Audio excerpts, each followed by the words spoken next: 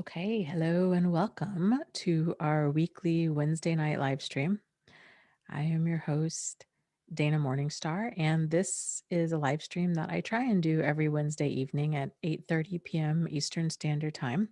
So if you are new here, welcome, and if you are returning here, welcome.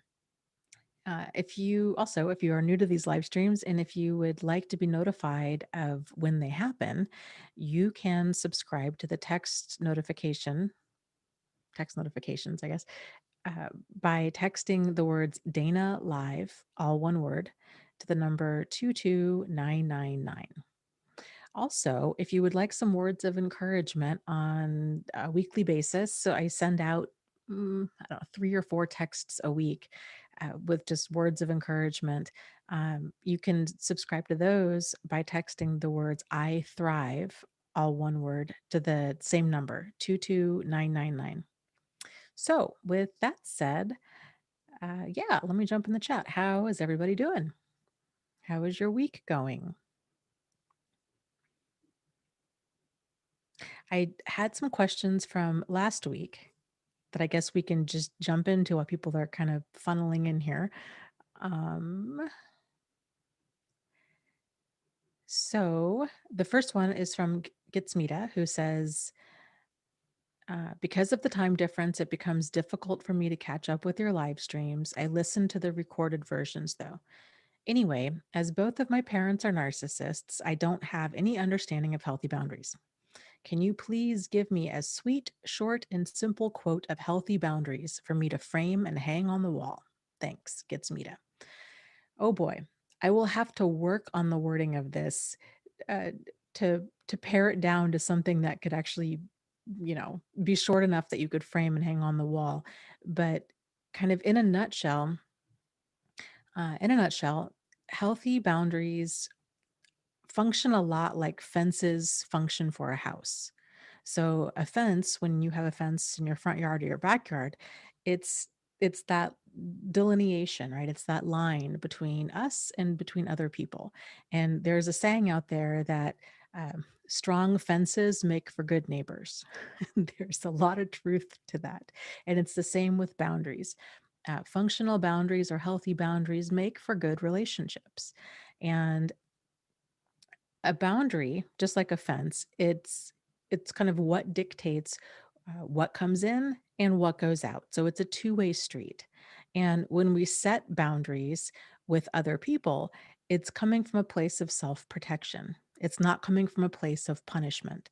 Just like when we build a fence around our property, it's not to punish anybody, it's not to be mean to them. It's because we want to have our property, that's ours, for our for some sort of enjoyment or use. We want to be able to let the kids outside or the animal dogs run around outside without going everywhere, going into the street or getting too far from home, kind of a thing. So healthy boundaries are the difference, or kind of that line between where we start and end and where another person starts and ends.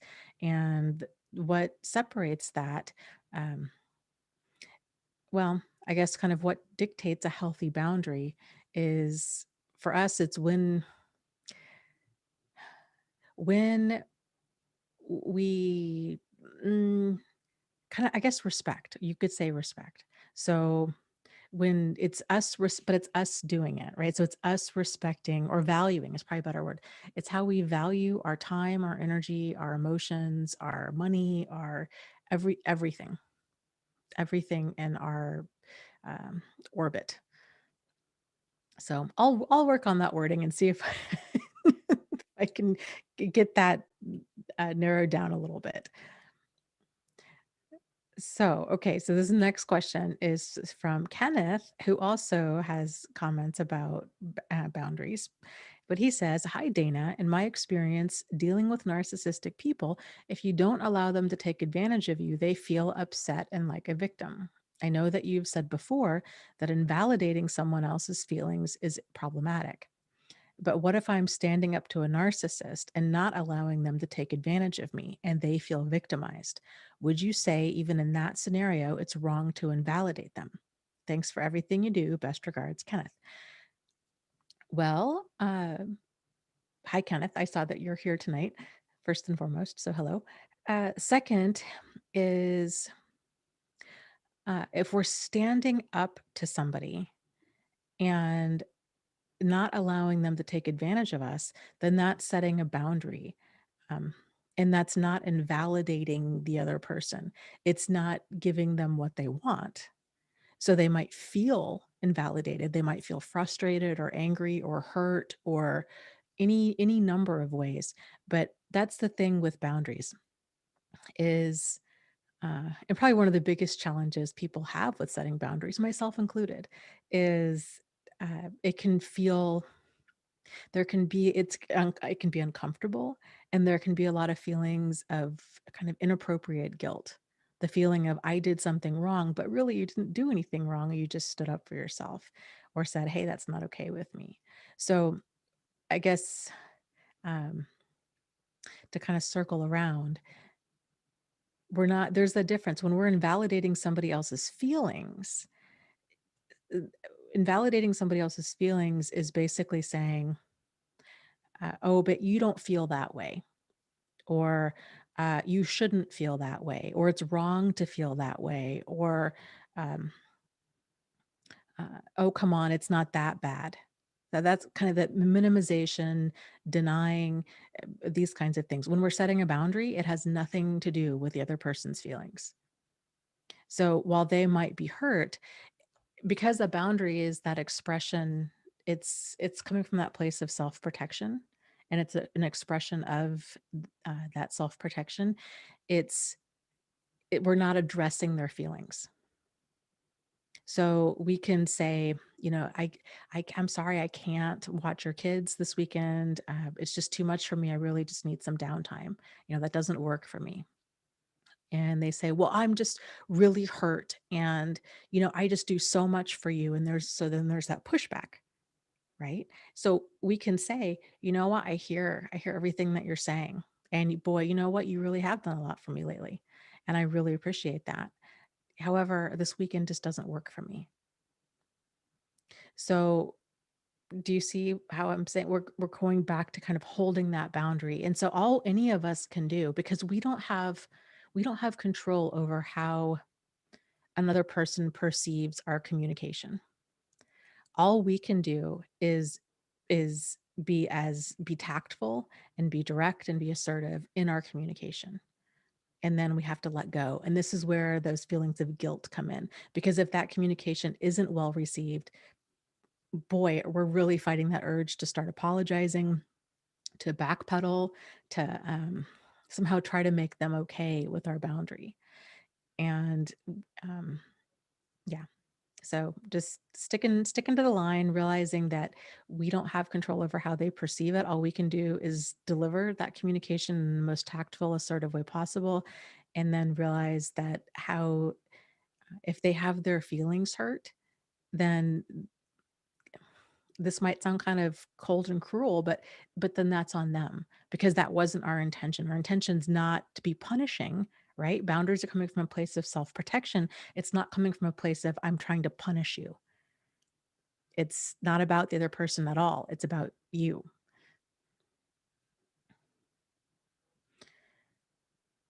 Okay. So let me scroll up here, hop in the chat.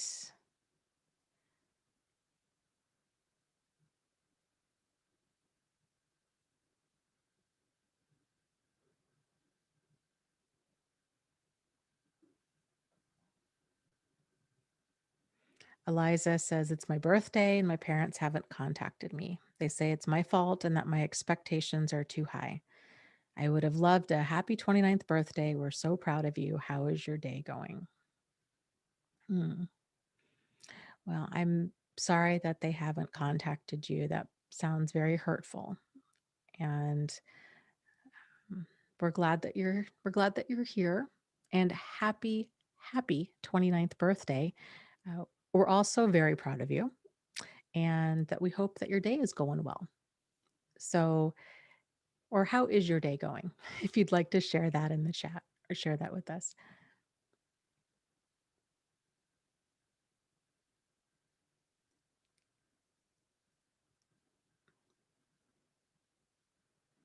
Okay.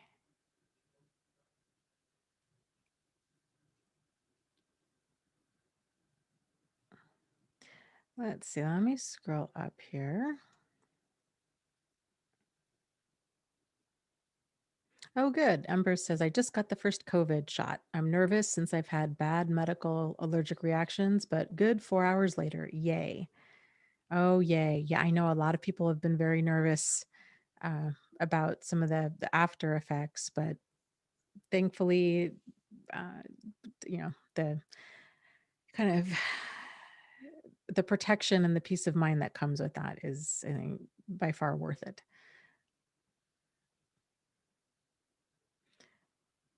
So let's see. Changing my life says, my week has been full of a lot of tears. I think I've cried more this week than I ever have in my life because I usually don't cry. Wow, my goodness, what's going on? If you're comfortable sharing, we'd like to hear about it.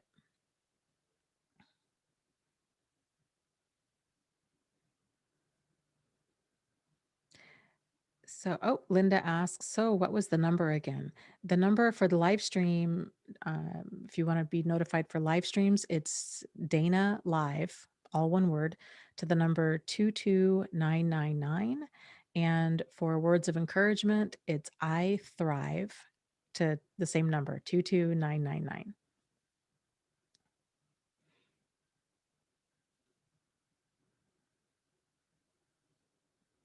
And Jack is talking to Kenneth saying, I hope you got my reply to your suggestion for a parenting book for a book club. So, yes, Kenneth, I saw your message or comment as well about that. I am absolutely open to any parenting books that you guys would like to discuss. So please let me know in the chat or down below in the comments if you're watching this after it airs. Always open, and not even just parenting books, book club suggestions in general. But yes, there have been people that have been interested in parenting books, and we could definitely do more of those.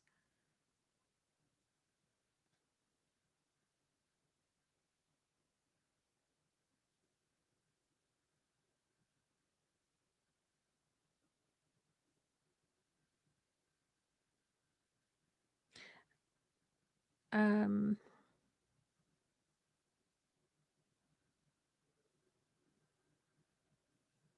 okay, let's see here. Let me scroll up.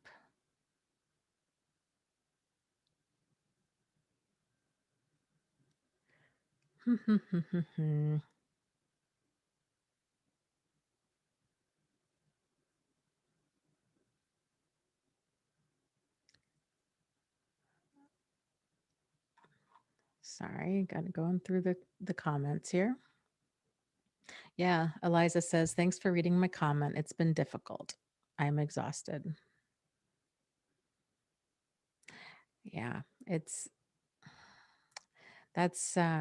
incredibly hurtful when um, there are those moments where you realize that, gosh, I really wish my relationship with my parents was different, you know, and especially on your birthday. Yeah, that's a lot. Have you been able to take some time today to give yourself kind of the gift of self-care and to do something for you? And if so, what did you do if you feel like sharing?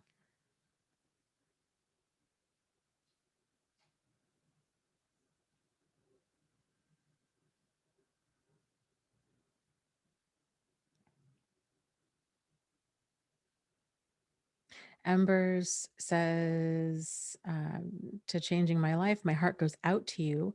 My EMDR therapist encourages my crying, which I do every session anyhow. She says it's biologically cleansing. I hope you expand your healing. Yes. Yes. Interestingly enough, tears, um, have different chemical compositions depending upon the types of tears that they are. And are they are cleansing. So the crying, when our eyes water, for example, we cut an onion. Those tears are different from when we cry. Uh, you know, we cry due to overwhelm or sadness or what have you. So that was interesting. I don't remember where I learned that from, but it's the the body is such an amazing thing.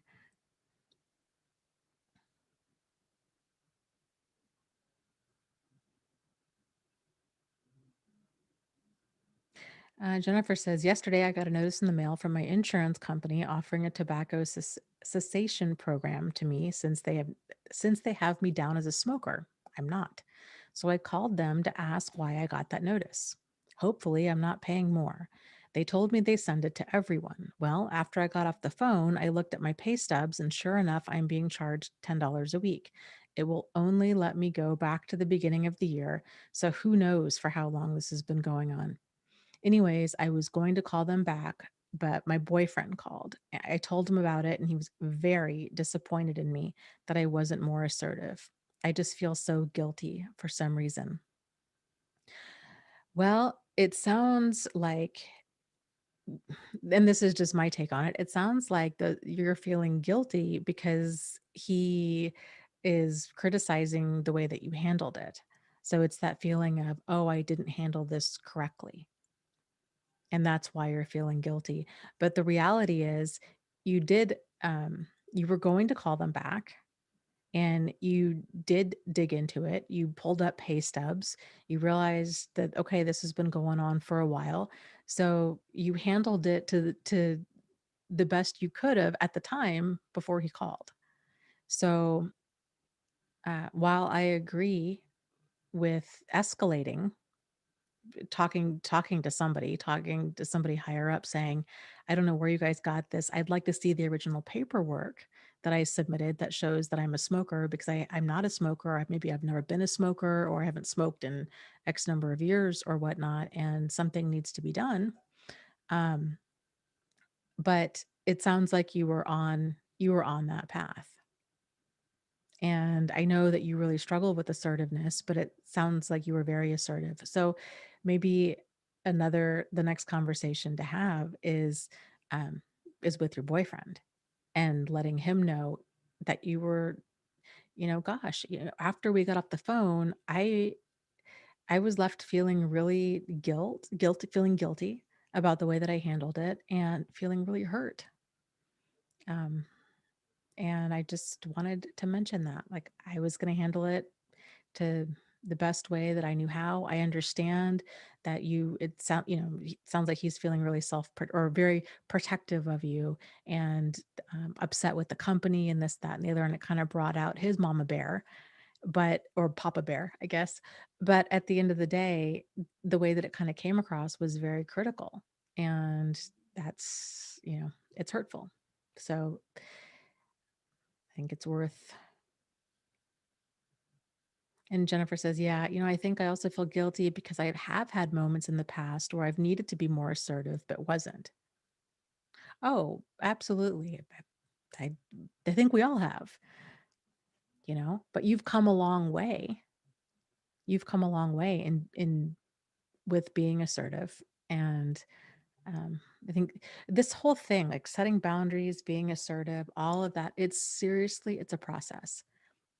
It is such a process. And there's no shortage of like kind of revelations about our own behavior of, oh my gosh, how did I never see this before? Or I'll give you an example in my own life. So the person I've been dating, um, we were going through this period where I would just my frustration level would just shoot through the roof. I would go from 0 to 10. And to the best of my recollection, I've never had that issue with somebody before. And I was just horrified that I would just get so frustrated so fast. That's just not me. And it's definitely not the person that I want to be. And then after much and this was like me okay, I know I've got to get better at this. I got to work on this. I don't know what it maybe I've had too much caffeine, maybe it's like my ADD meds. Like I don't know what it is because it's just there and I haven't really experienced this before. And then I realized last week the issue is I wasn't feeling heard in certain issues or certain yeah, that was kind of the reoccurring theme. I wasn't feeling heard and and so I wasn't asserting myself about that. And once I realized that, I'm like, "Oh my gosh, that's like that's where that frustration's coming from." It sounds so obvious, but it really it stumped me for quite a while, for like months, like over 6 months. So now that I know different, I'm going to start doing different. And my level of frustration, now that I'm able to articulate, like, oh, it's not just frustration, like that emotion just isn't falling out of the sky for no reason. There was a reason behind it.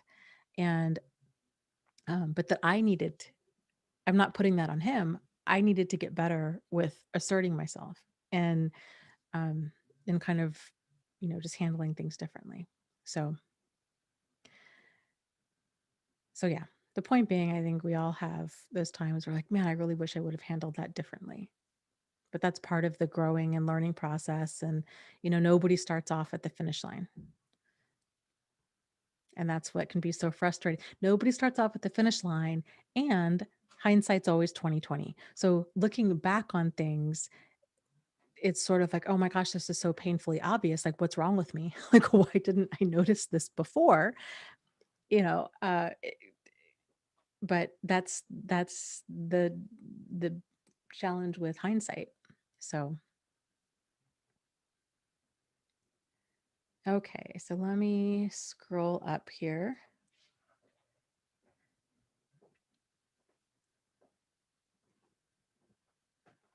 Okay, Ava asks, what is assertiveness? So, assertiveness is a form of communication. So, there's different types of communication. There's passive communication, there which passive is basically no communication. It's kind of where uh, we become like a doormat. We just kind of fall over and are not active in our own life. We don't say anything. We don't say no. We don't assert ourselves. We just kind of let other people's wants and needs and actions steamroll over us because we're not comfortable with speaking up. Then you have passive aggressive behavior. So passive aggressive behavior, it's actually, let me jump to aggressive behaviors because I think passive aggressive will make more sense. So then you have aggressive behavior. And aggressive behavior, it's being very loud, it's intimidating, it's kind of more of a domineering type of communication. It's um, yeah, there's a lot of it kind of fueled by anger is what aggressive uh, yeah, I think intimidating is another oftentimes another word for, well, kind of synonymous with aggressive behavior, but it can be more subtle too. Talking over another person, continually interrupting them, being really loud, it's just kind of this uh, agitating kind of uh, behavior. It's kind of all about them. They want to get their way. They either want the attention uh, redirected back to them, or it's about control and it's constant and validation of the other person. So the aggressive behavior, it can be threats, it can be implied threats. It's very much it's my way. Uh, it's basic. Yeah, I guess you could boil it down to it's kind of that idea of it's my way or the highway kind of a thing. Then you have passive aggressive behavior. So it's a blend between both of those. So you have the passivity of, I'm not comfortable really speaking up. But then you have that hostility with aggressiveness of, but I still want to get my way. And so that comes out, and again, all different kinds of ways. Sometimes it can come out as like biting sarcasm. Sometimes it can come out like eye rolling, door slamming, burning somebody's, I don't know, you're making dinner and you intentionally burn their dinner. Um, you turn off the dryer when you know that they're waiting for, I don't know, clean socks or something. It's this, it's passive. It's taking that anger, but instead of telling them, "Hey, I'm upset," or "Hey, we need to talk about something," instead of actually resolving anything, it's this, "I'm gonna make their life a living hell," kind of a thing, or I'm gonna try to settle the score at a minimum. I'm gonna try to settle the score and let them know that I'm upset without really letting them know I'm upset. And then the middle ground with that is assertiveness. And assertive is direct communication. It's the only form of any of that communication that's really uh, direct and problem solving and solutions oriented, team oriented. And although there is a point to where it can't be team oriented, because sometimes if the other person just is dangerous, or you're not sharing the same reality, these kinds of things, like you can only be team oriented with another person who's trying to be team oriented. It's being assertive. It's making our wants and needs known in a very clear, concise, direct, and yeah, and concise in concise way. And it's done in using I statements. So it's about you delivering communication, making your wants and needs known. It's not about the other person. So if the other person did something, I don't know, they left dishes in the sink and we're upset about that, we don't come across as, well, you did this, or you always do that, or you never do your dishes, or, oh God, you're so lazy. What's wrong with you? All of that falls into aggressive communication. Assertive communication would be something along the lines of saying, um, hey, I thought we talked about, taking turns doing the dishes. And I noticed the dishes weren't done again. Or maybe that's not even a good way to phrase that. Something along the lines of, uh,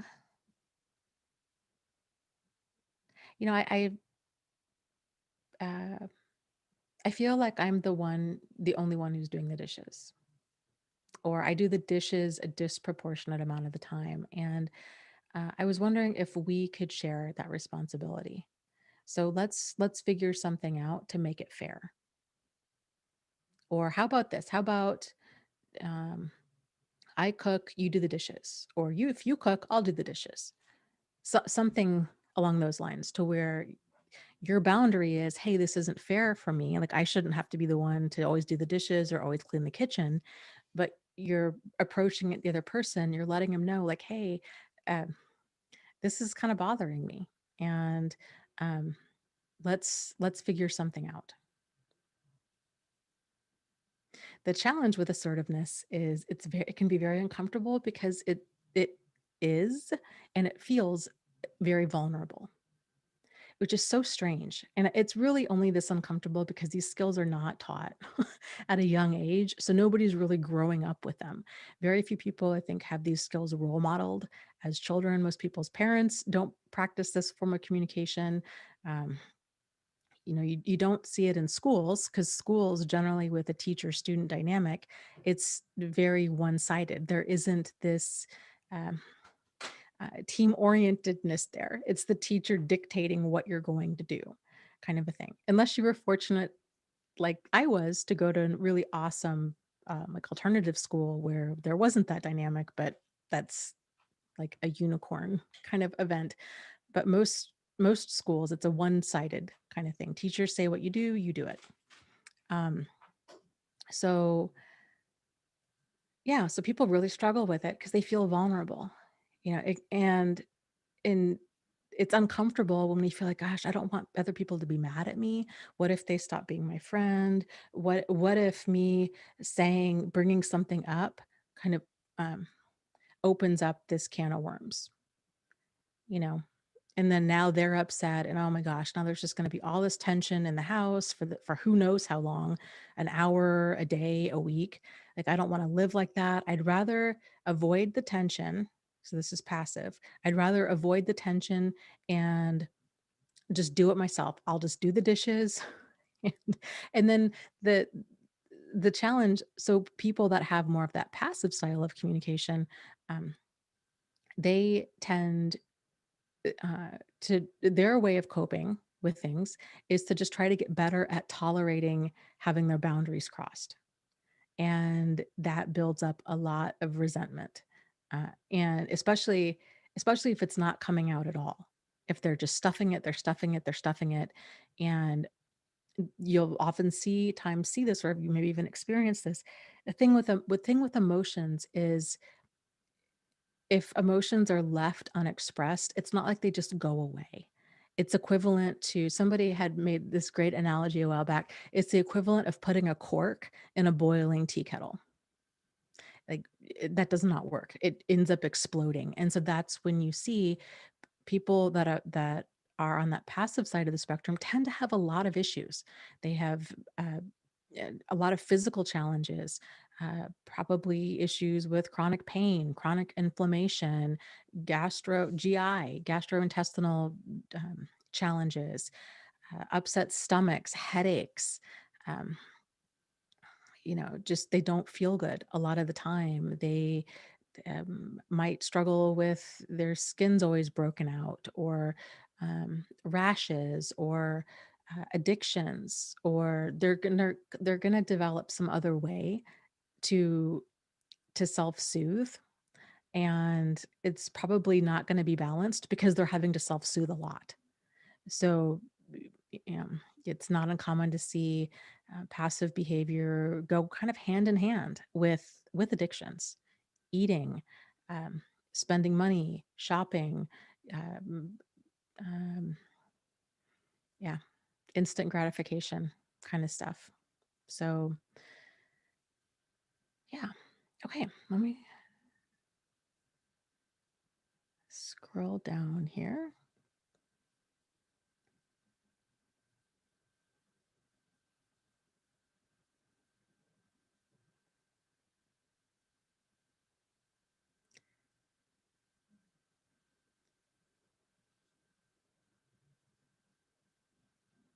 Monica says, I had some horrible teachers growing up. Oh, yes. And unfortunately, I think that's more the norm than the exception. Um, and you know what's really wild about that is, and this is okay, this is actually so interesting. This is how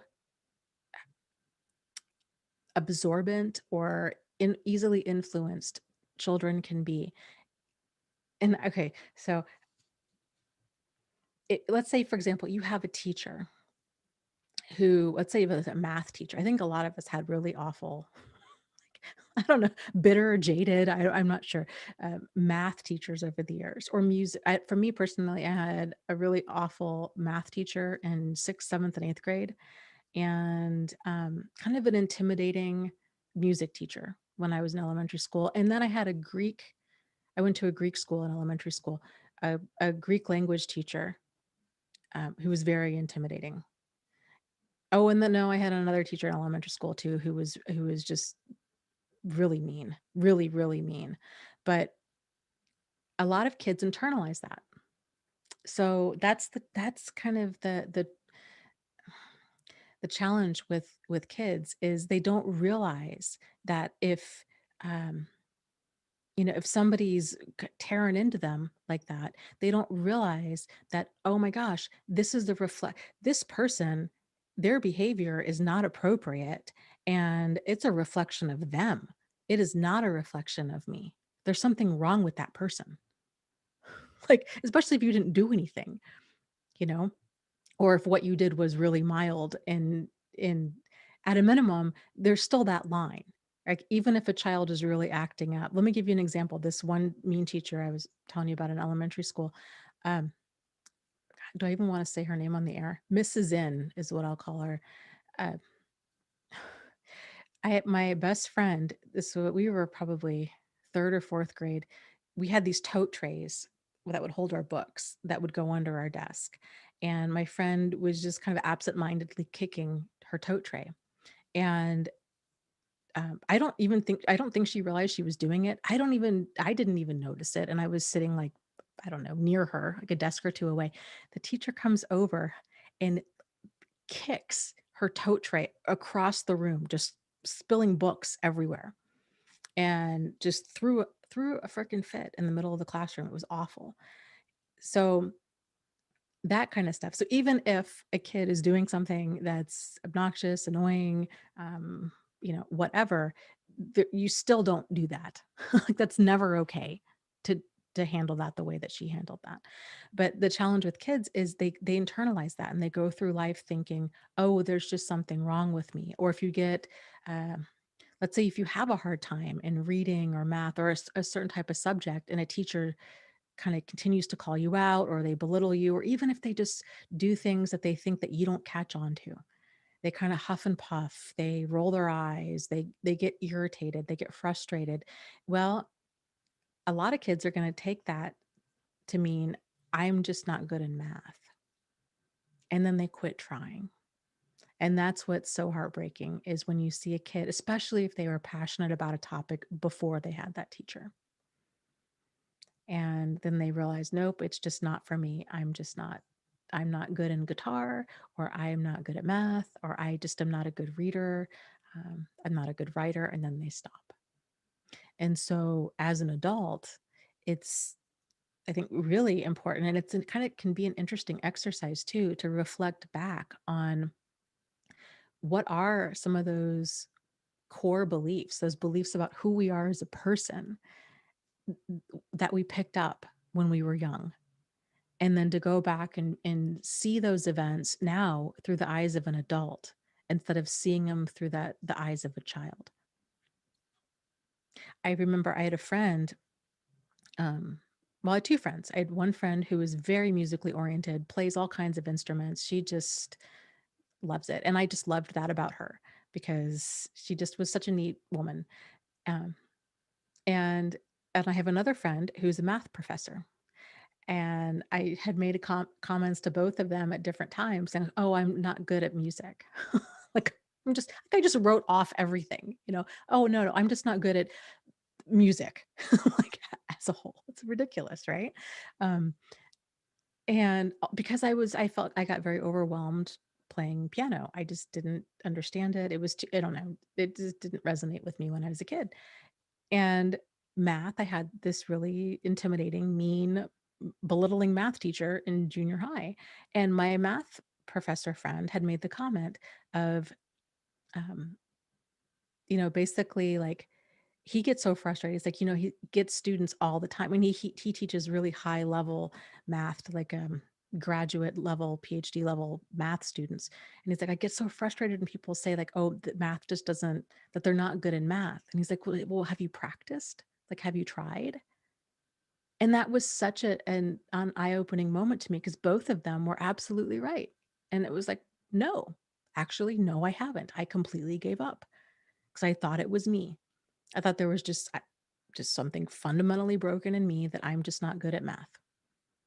So it's worth going back and thinking about what are some of the messages that you picked up about what you think that you're good at, or what you think that you're bad. More, I think more importantly, what do you think that you're bad at that came from childhood? And where did you pick those messages up? And is there truth to them?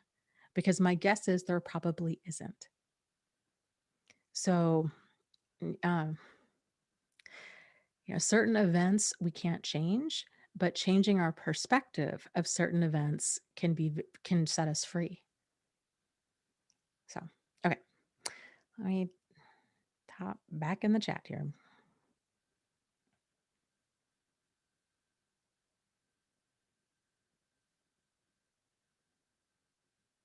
Fatima says, yeah, narcissists expect you to know their thoughts and feelings.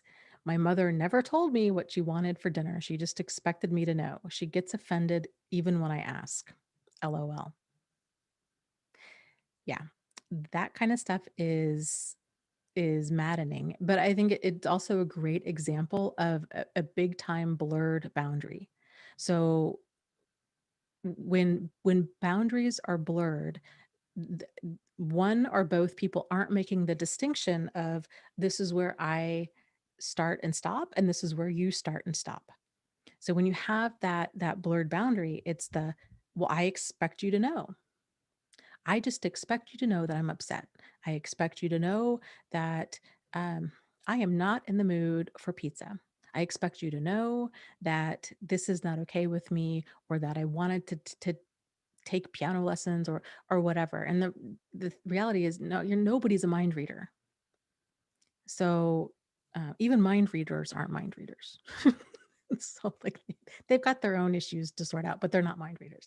But we can't we don't know the inner experience of somebody else's world. We don't know what they're thinking or what they're feeling. This is why it's so important that here's the thing, we can make assumptions, we can kind of guess, but that at the end of the day, all it is a guess. And just like in the last book club book, The Four Agreements, the problem with making assumptions is, there's a solid chance that we're going to be wrong.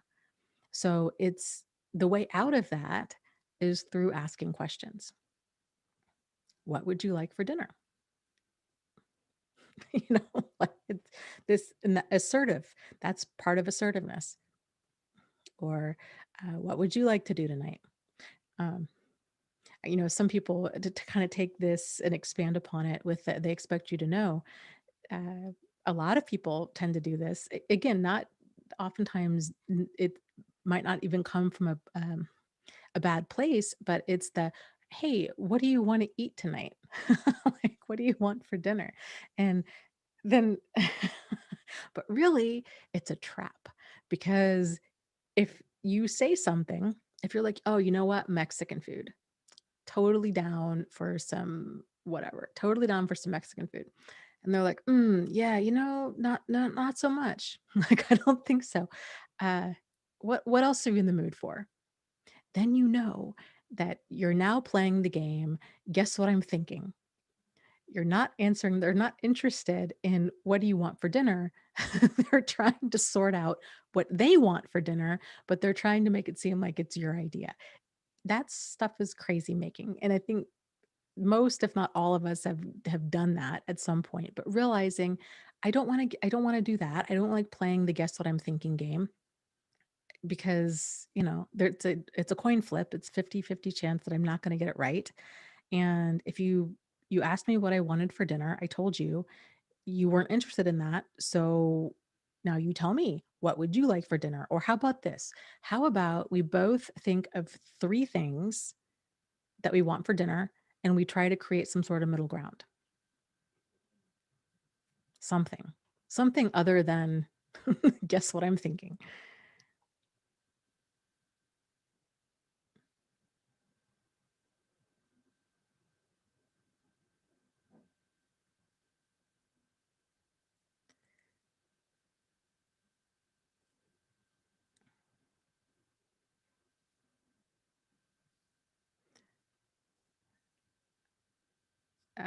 Jennifer says, "Oh, she says, okay, her boyfriend. My boyfriend is very much an assertive person, and I am the opposite. So he doesn't understand from experience why it's so hard for me. But he does have his moments where he will pop a bear me and think he's standing up for me. For example, before I went back to school, he came with me to see my campus. We went, and after walking around, he spontaneously wanted to see my advisor with me. So we did. But it wasn't a me and my advisor conversation. It was a me and my advisor conversation with me sitting between them. It was just so awkward. Yeah, that sounds like it. So even though, and she's saying, oh, he's just very much an extrovert. He is the Myers-Briggs type, ENFP. But you know what, though? Even though his intentions might be good, and even though he might be a natural extrovert,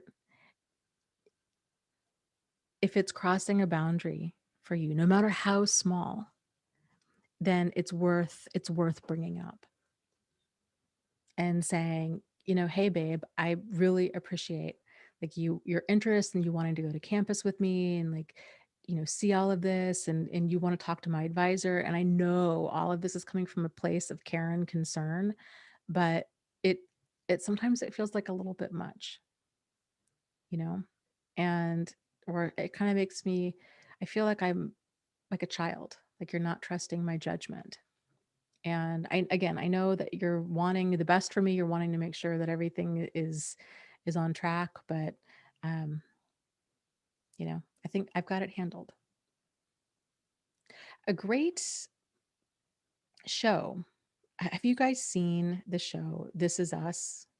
If you haven't, I highly recommend it. It's so fantastic in so many different ways. But I'm trying to drip out the episodes so I can pace myself. I just started season 4. Um, so I'm hoping I think they're on season 6 now, but I'm hoping they're coming out with some new episodes soon.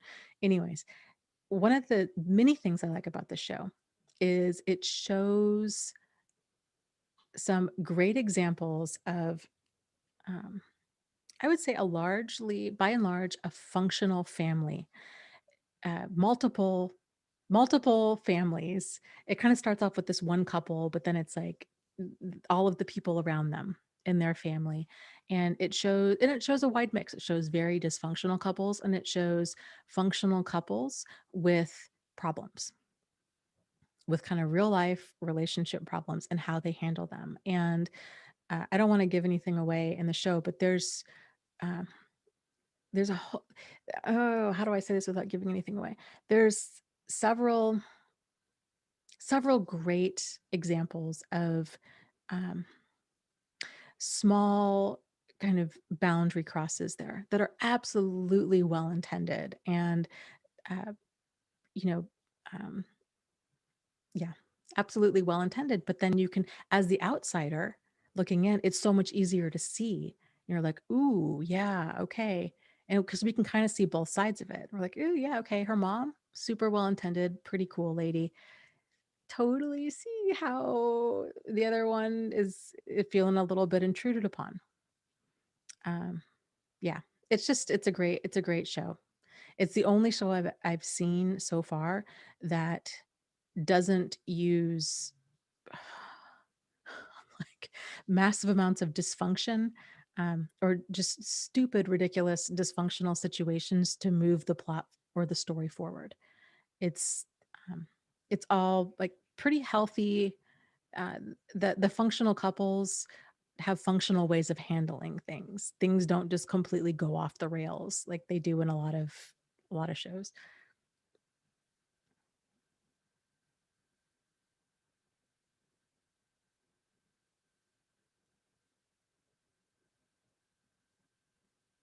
I Speak My Truth says my intuition in my sleep told me I could be trauma bonded, aka Stockholm.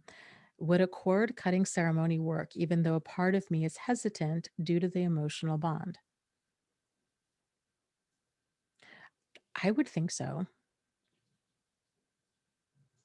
Another exercise that um, well, okay, so a kind of a spin on this, if you're feeling torn, like, okay, there's still this bond there, but I'm not sure like how much of it I'm ready to let go of, is by doing just that. So you could maybe visualize being like, okay, I'm ready to release the attachments to things that are negative or that are not moving me forward into like my highest and greatest good, or the highest and greatest good of um, kind of everything good and right in the world. Like I'm releasing the negativity and the things that I'm ready to release. And so cutting cords, with visualizing doing a cord cutting for those attachments that you're ready to release. And so that might, I don't know, that might resonate a little bit more with where you are, because it can be a struggle for people feeling like, I know that I need to heal from this relationship, and I'm trying to heal from this relationship. Uh, there still is this emotional attachment. I'm not like quite ready to release the whole thing, um, for good or bad. I just, that's kind of where I am. Um, so releasing the parts of it that you're ready to release now. And I think you'll find that it'll kind of start this chain reaction of, oh, it's sort of like cleaning out your closet. You're like, okay, yeah, there's obvious stuff in here. This is a no-brainer. Like this just needs to go, right? And then as you get going, uh, you're like, okay, and I guess this can go and this can go. Okay, this, yeah, that stuff too. Okay. And it just kind of builds momentum and it makes it easier. It makes it easier once you just get started. Another spin on that is there's a writing exercise that you can do that in some ways is kind of like that cord cutting, where you write a letter to the person with not with the intention of ever giving it to them. You really don't want to ever give it to them because this is for you, it's not for them. And in that letter, you address and you say it by name, like, dear so and so, there's been some things that I've wanted to say or that I've been holding on to for quite a while now, however you want to open it. Then you start talking about uh, things that you're feeling angry about, things that you're um, kind of just different emotions that are stirring up within you, things that you're sad about, um, kind of you name it. And then at the end, and then maybe in even after, like like I'm really angry about the time that, I don't know, X, Y, and Z. I found out that you were cheating when I was pregnant. And then after that sentence, saying something like, but I am working towards releasing this anger, um, so that I can move forward with my life. So you're giving voice to that anger, but then you're also acknowledging it. I need to release some of this anger or this anger so that I can move forward and live a good life. And then you're doing that for all of the different things, and you might find that you've got 20, 30, 50 different events that come to mind that you're like, oh my gosh, I'm harboring anger about this and this and this and this and this and this and this. And I would encourage you so then when you're done with the letter, signing it, okay, goodbye, something along the lines of like, okay, goodbye for now, and then your name. And realizing that this is just kind of, um, this isn't a one and done exercise. Oftentimes I think a person has to go, not has to, but enjoys going through this writing exercise multiple times. It helps them purge all of the stuff that they're carrying. So they're not carrying it inside or it's not on their back. It's all out on that paper. And then you can take that letter, you can bury it, you can burn it. Um, they're really, you don't necessarily, and I would encourage you not to keep it, because it's, it's just a bunch of stuff that's ready to be released. And so release it.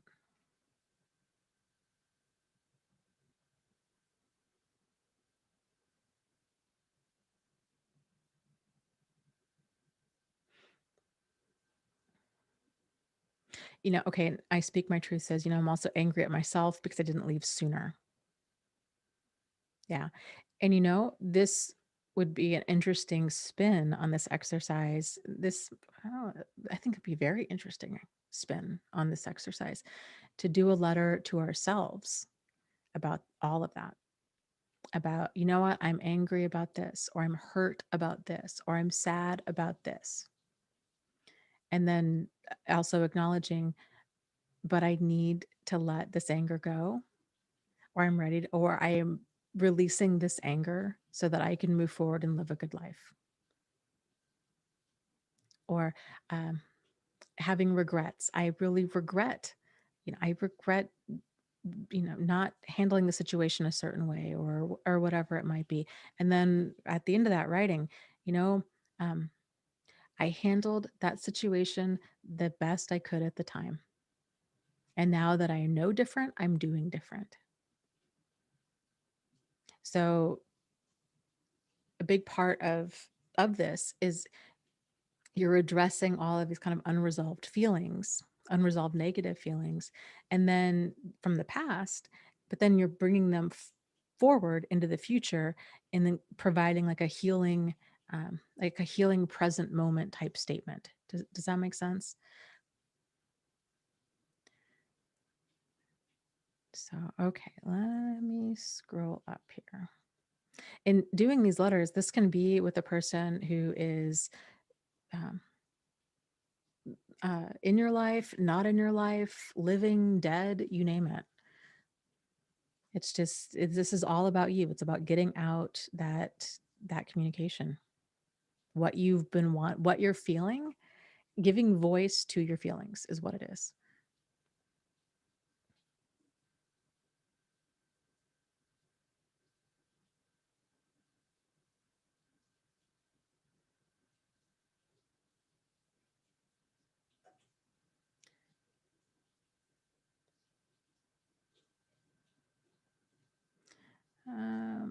Let's see, let me scroll up. I Speak My Truth says, I'm just terrified because I'm in so much pain and anger that I'm afraid I'll lash out on someone. And I'm not quite sure what that was in regards to, if that was in regards to the cord cutting ceremony. So I'm just going to kind of run with your comment and then you set me straight if I'm off base, okay?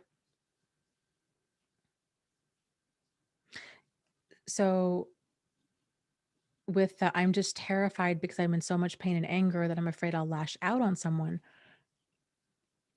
If it comes to delivering any type of like setting a boundary or um, interacting with another person or kind of being assertive in some way, shape, or form, in those situations, it can really help to anticipate as much as you can and to practice some of the ways that you think a certain situation can go south so that you're not completely knocked off base when that happens.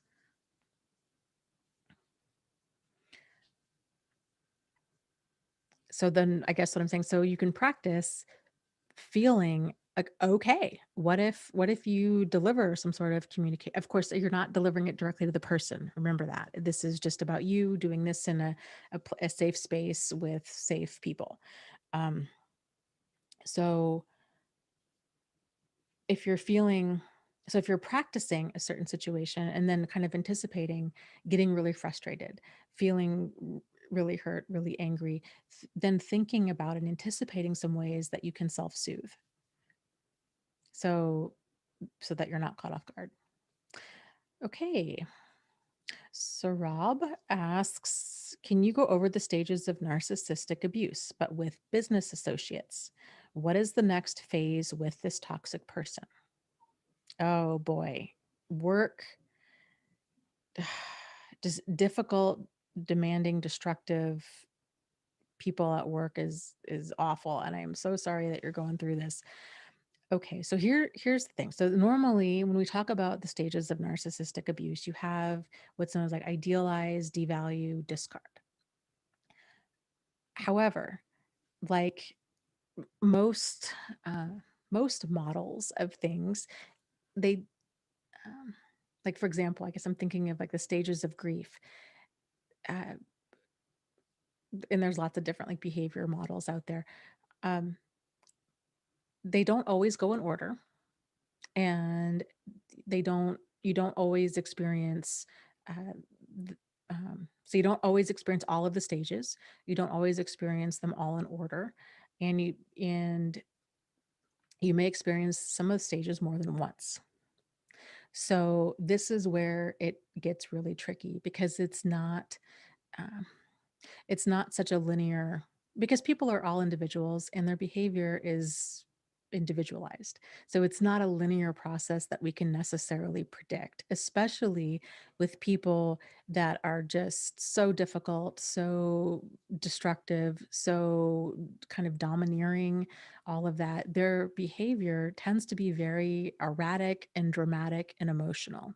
And because of that, it's very unpredictable. So the best way to anticipate what the next phase is with this toxic person is to kind of realize that anything can be the next phase with them. And so because of that, I would encourage you to go into self-protection mode as much as you possibly can. So um, any limiting the communication that you have to have with them at work, with the communication that you do have to have, I would strongly encourage you to get it in writing. So that so that you can kind of show if you have a boss or somebody, like, hey, this is what's going on. So then that way it's not your word against this other person's word. Um, it might also be a good idea to talk to your boss about what's going on if you have a boss, assuming that this isn't your boss, I guess, uh, or talking to somebody else. Sometimes people are just so persistently problematic that they make a work environment an absolute living hell. And if it's to that point, then odds are you're not the only person that's experiencing that.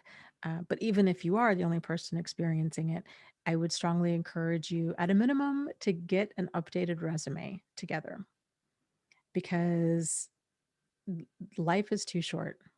You know, work is work, but work isn't something that you should dread, that you should lie awake on a Sunday night thinking about, I don't want to go back, or, getting in your car and just screaming or just crying because you're so angry. And so this person is just such a horrible person to work with.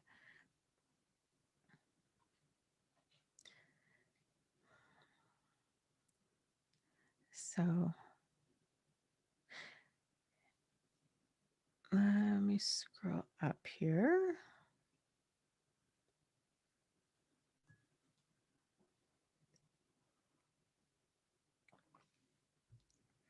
Chicano asks, can a narcissist recognize their self-serving behavior, or does recognizing self-serving behavior not make one a narcissist? Does a narcissist self-serve at all costs, or is there a limit? And those are also fantastic questions. And I believe, let me scroll down a little bit. Michelle has a great response to this. She says, I think there's shades of narcissism. Some people have it and can be mildly annoying, while others are toxic with a capital T.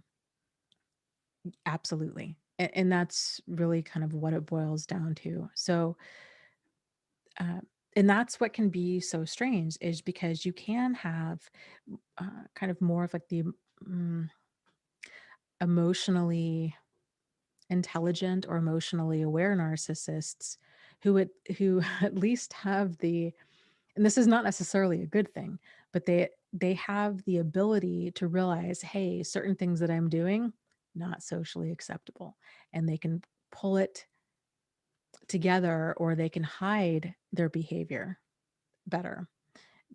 Those kinds of people really tend to be like a snake in the grass, and it can be, even though they have like a higher degree of emotional intelligence or emotional awareness, like these kinds of things, they can be even more destructive because they know how to act the part.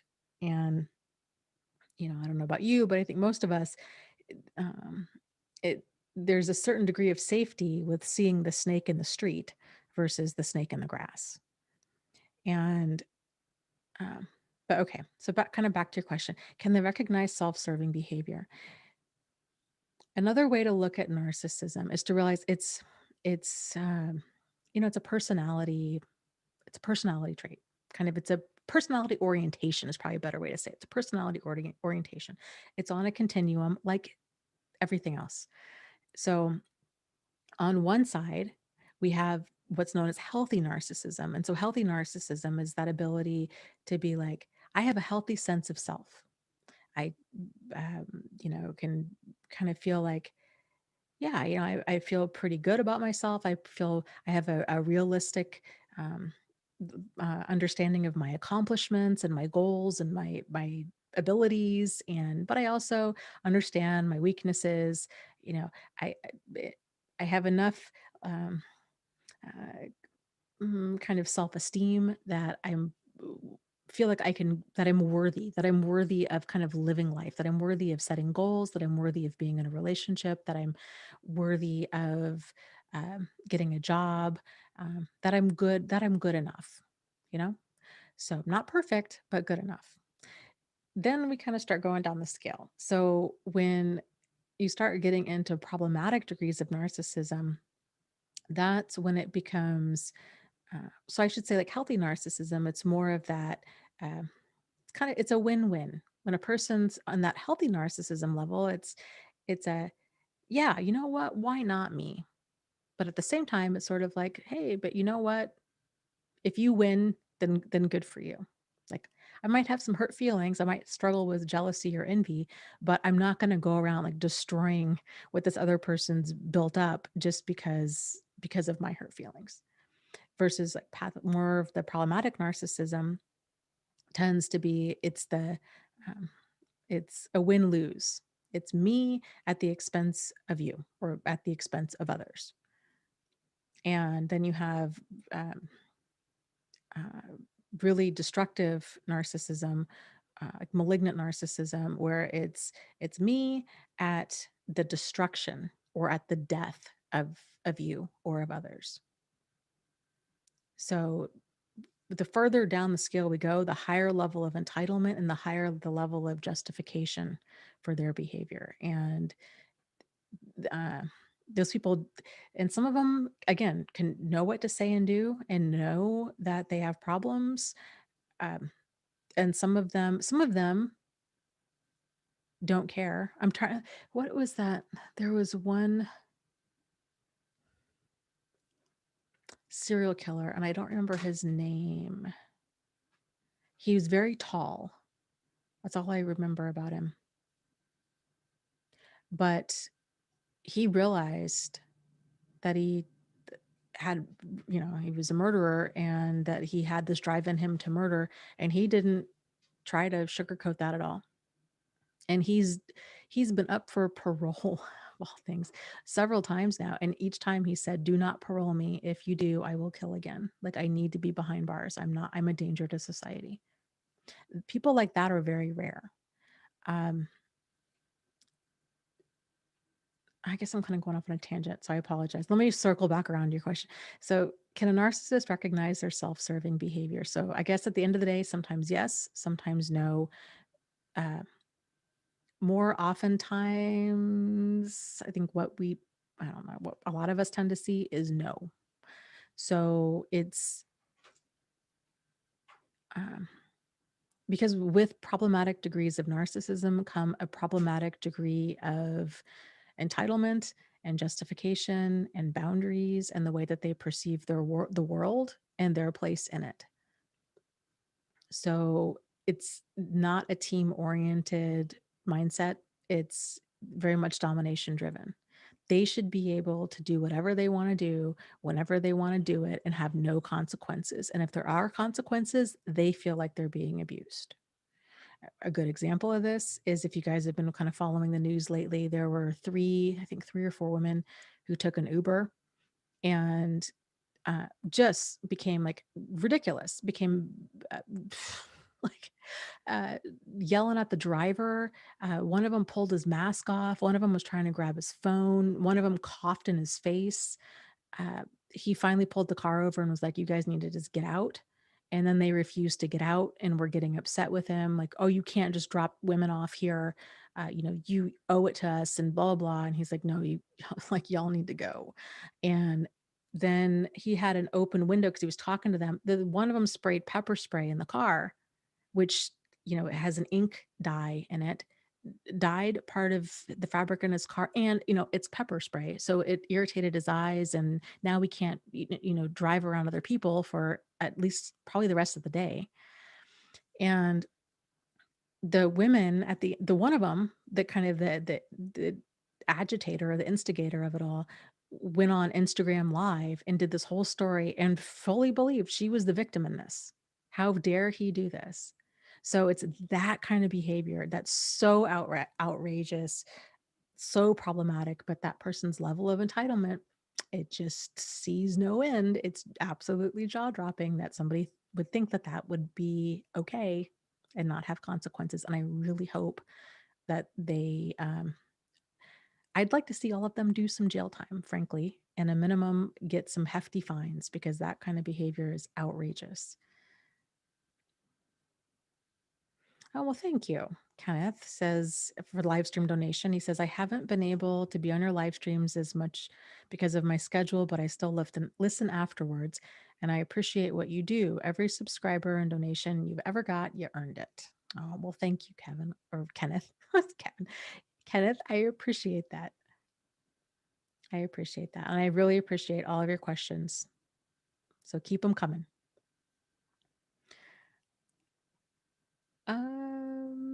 Let's see. So, oh, okay. So Chicago. Oh, what did I just do? There. Okay. Sorry. I hit something and my screen. Yeah. The second part of your question, Chicano says, does recognizing self-serving behavior not make one a narcissist? No. No, not necessarily. And that's where it can get confusing. So a lot of people, kind of according to the DSM, there's talk about kind of this person is lacking in empathy, they're lacking in remorse. However, I think a better way to put that is they're lacking in sincere empathy or sincere remorse because a lot of people with problematic behavior, especially if there's consequences on the line, can do a great, like, Oscar winning performance that you would think, boy, this person really shows remorse, or I can tell they're really sorry. I can tell, they're crying.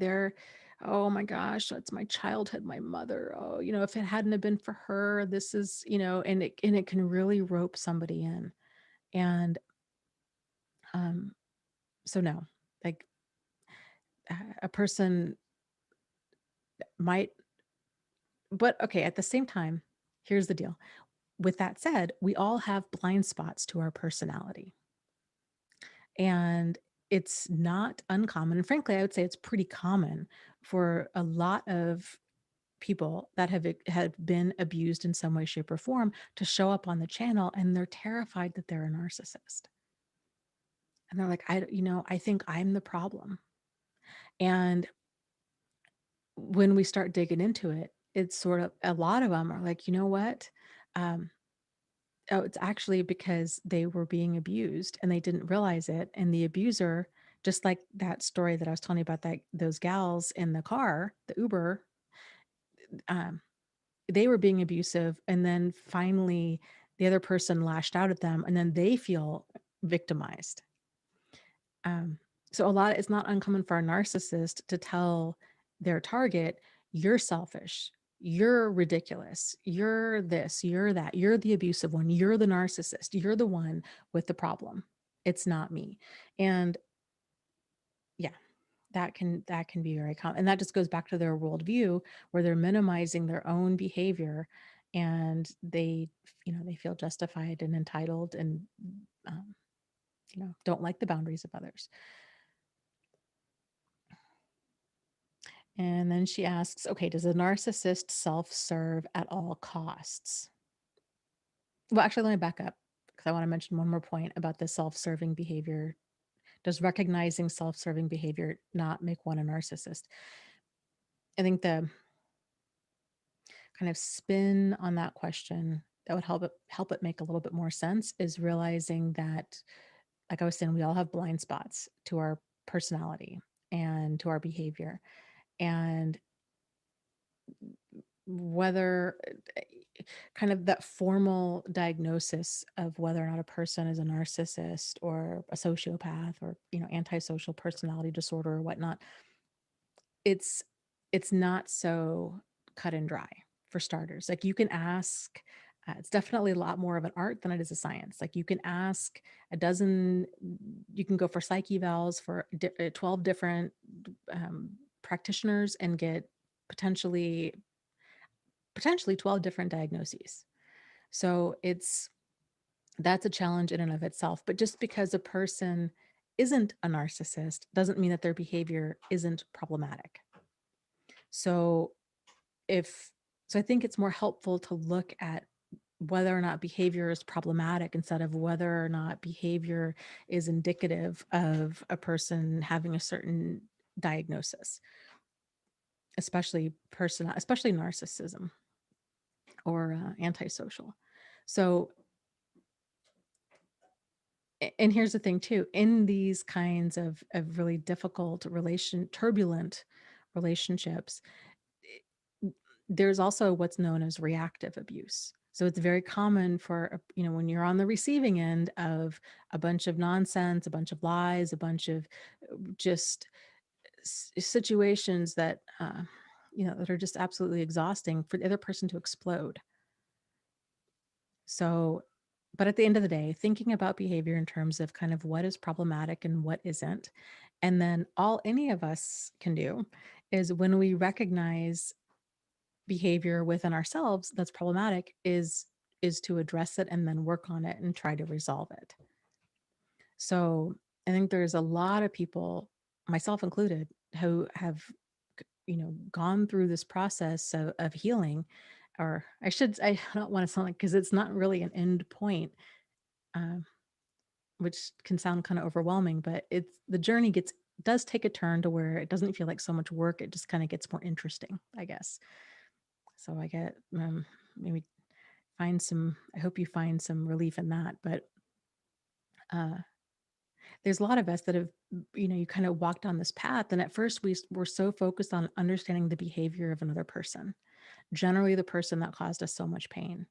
And then at a certain point in our journey, we're able to turn our attention to ourselves, which is incredibly difficult to do, and start examining, okay, well, how did I get here? What were the hooks that had me? What were the beliefs that I had about relationships or love or commitment or about myself that that I thought I needed to stay with somebody like this, or that I thought it was okay for me to be treated like this? Like, where did that come from? And that's incredibly difficult to do, because it can feel, if it happens too early on, it can really feel like victim blaming. And it's not. Um, Nobody's ever abuses, there's no excuse for it. There is no excuse for abuse, period. So you didn't cause it, you can't stop it. It's not about you, it's about the other person, kind of a thing. So that was long. I hope you're able to get something out of that. Yeah.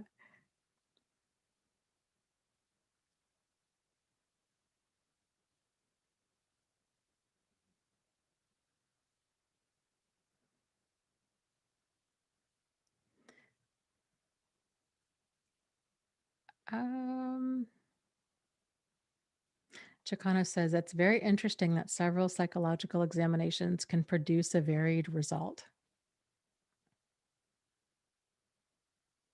Yeah. Yes, it is. I mean, a lot of it depends on the person. Like, that's kind of the challenge. So, uh, as a clinician, when you're meeting with that person, you're, especially for that initial intake, um, which is about 90 minutes.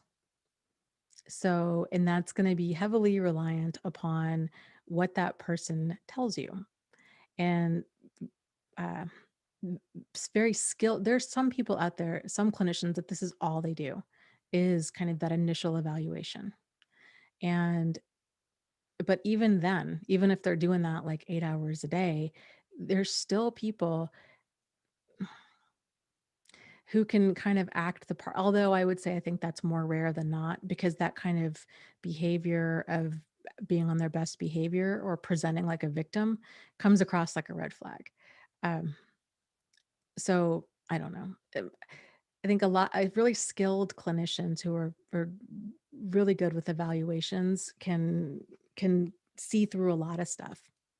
But um, you know, with that said,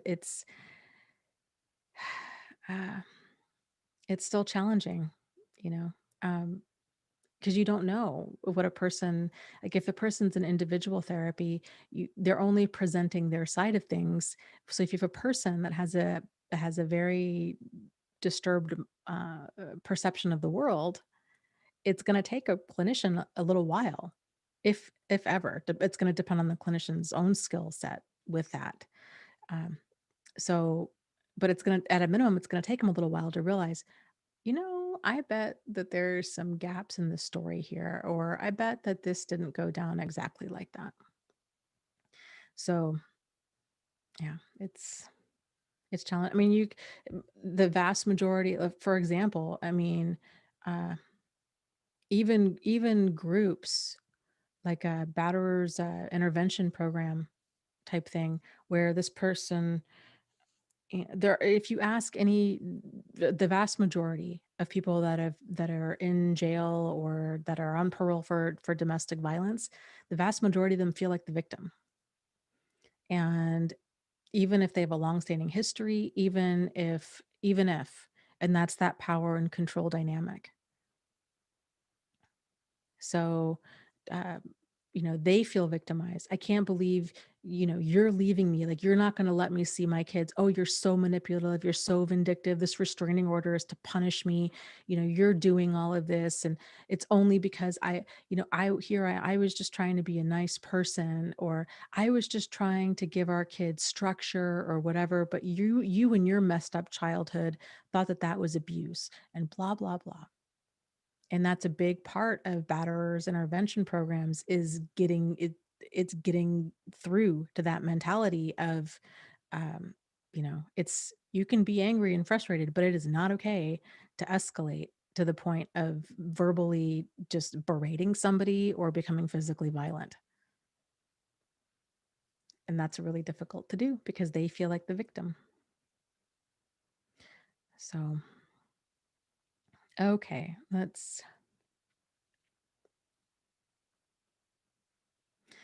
me scroll up here.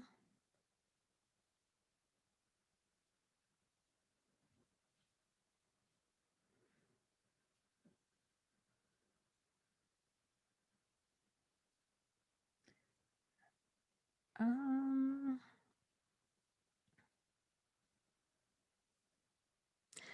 I Speak My Truth says, how is EMDR effective?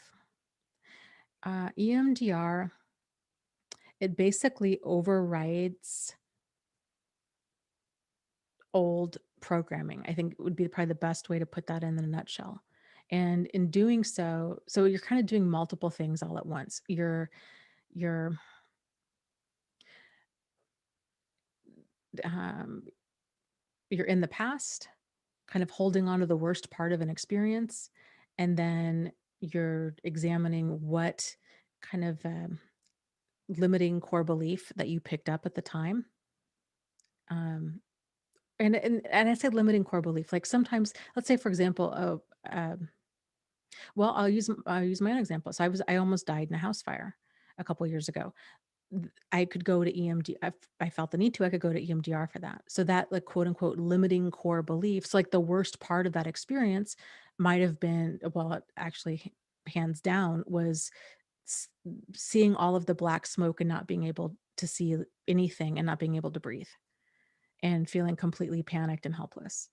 So that limiting core belief would have been something along the lines of, uh, I'm powerless.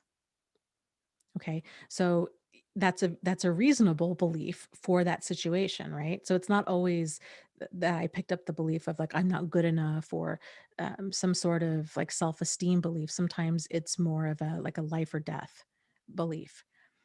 And so then you figure out, okay, what was the worst part of this event?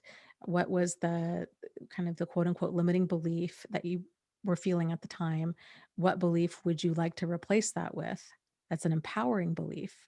So, like, in that situation, it might be something like, um, I survived and I'm here now.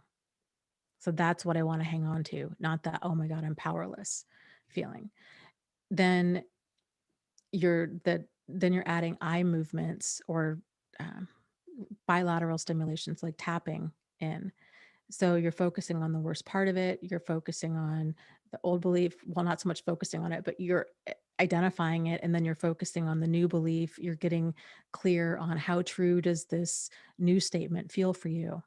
and then you're doing the stimulation. So when you have all of these things going on in your brain, it it other things come up as you're going through this process. Uh, it over the process of EMDR, the goal of it is to overload your active memory. And the result of that is it softens the emotional intensity of different events. It's really weird. And so kind of by the end of it, um, sometimes even by the end of one session, I would say oftentimes by the end of one session, you can radically decrease the emotional intensity of an event from like a 9 or a 10 down to is sometimes down to a 0, oftentimes down to a 0, sometimes maybe down to like a 3 or under. So, and then the way that it feels is there's still those the feelings there, but it's not so intense. It no longer feels like you're in the moment. It feels more like you're watching that event on TV. Like it just feels further away. So it's really powerful stuff. A lot of people, understandably so, um, it can almost be upsetting to be like, oh my gosh, I have carried this really painful event for so long. I've tried all kinds of things to kind of quote unquote move past it. Nothing has worked. And then one session of EMDR and boom, I'm feeling pretty good. And then there can be other feelings that surface with that frustration, anger. Why did I wait this long? How come I didn't know about this sooner? How come nobody mentioned this to me? Um, you know, it's like a lot of different feelings can surface with that. But I will say with EMDR, um, it's and a good clinician is gonna do there a good clinician is gonna be able to assess whether or not kind of where that person's um, level of tolerance is. So if a person has so let's say for example, if that house fire, which was very traumatic at the time for me, but if it was incredible, and the brain is so weird. Like some things that you think would be profoundly traumatic tend to just be resolved in time. Other things that you would think not that traumatic can be incredibly traumatic. So um, if that event was so traumatic for me or for anybody that experienced something, that they're crying, that they're getting really angry, that you can tell like they're not able to self-soothe. They're disassociating, they're not handling this well. That is not a good uh, entry point into EMDR. That it would probably be better to start off with something that's less activating and then work their way up. So because some people have mentioned in here that they've had some really bad experiences with EMDR, and my guess would be that's why. So it was too activating at the time. The therapist didn't do enough of what's known as resourcing initially, and resourcing it's teaching and practicing different kind of self-soothing exercises, and then being able to tell, okay, I'm not trying to re-traumatize this person here. I want to see where their zone of tolerance is, and to stay within like that 70%. So not trying to you know it open up too much too soon, kind of a thing. So let me Chicano says, yeah, the human mind is such a complex and interesting thing. Yeah, it really, really is. Fascinating. Chris says, for months, I thought I was the problem and I was thinking I was a narcissist. The more I learn, I realized it wasn't me. I was told that I was useless and selfish, and I started to believe the hype. Yeah, that's very, very common. Oh boy, I would say every month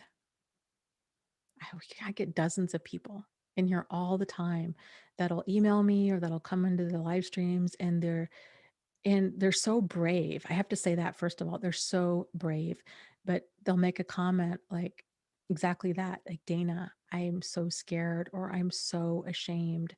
I think I'm the narcissist. Like, please don't hate me. I think I'm the narcissist. I think I'm the problem. And this is what I did. And oh my gosh, like, what do? I don't want to be this way.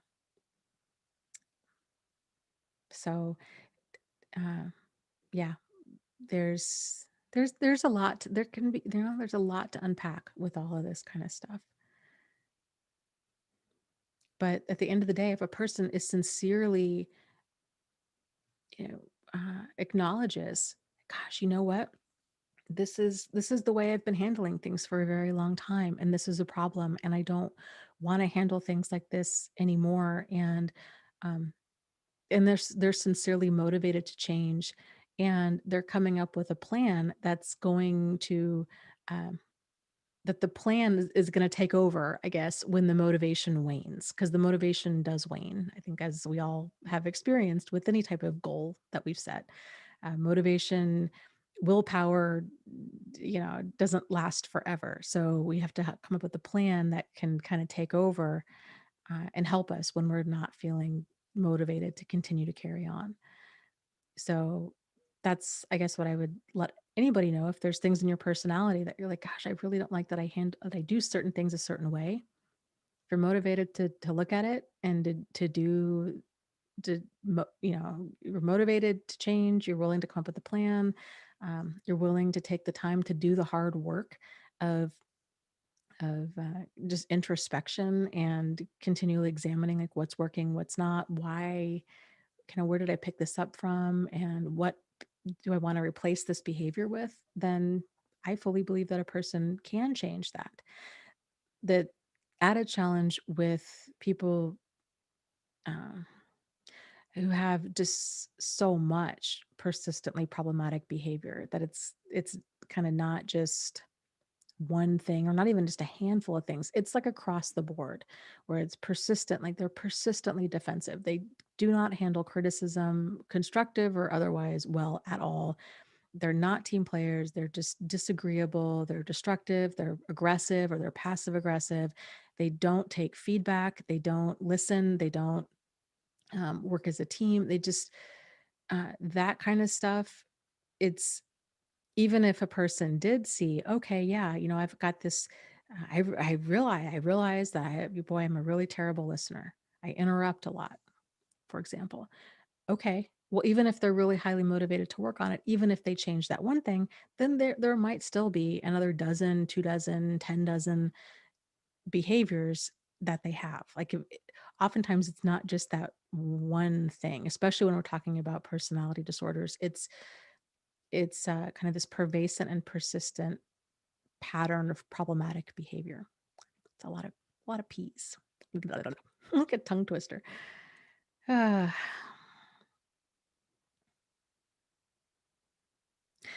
no, I don't, but that is brilliant. Ember says, "Hey, Dana, any knowledge of an app to report work sexual harassment anonymously? I heard a TED talk about one for colleges. The second report about someone goes to cops. I need this for my job." I don't. I don't. Does anybody know of some sort of app for that, I guess? And could you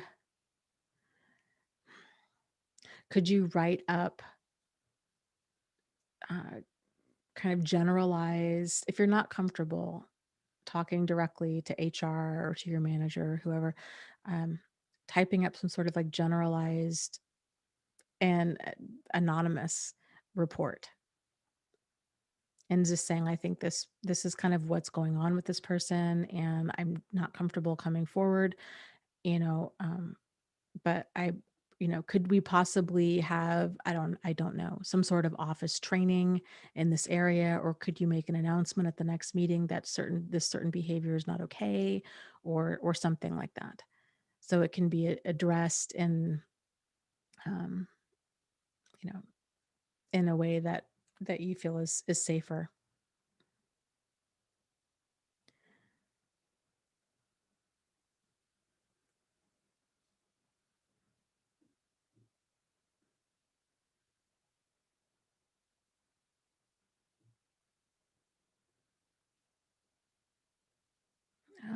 Let's see, let me scroll up here.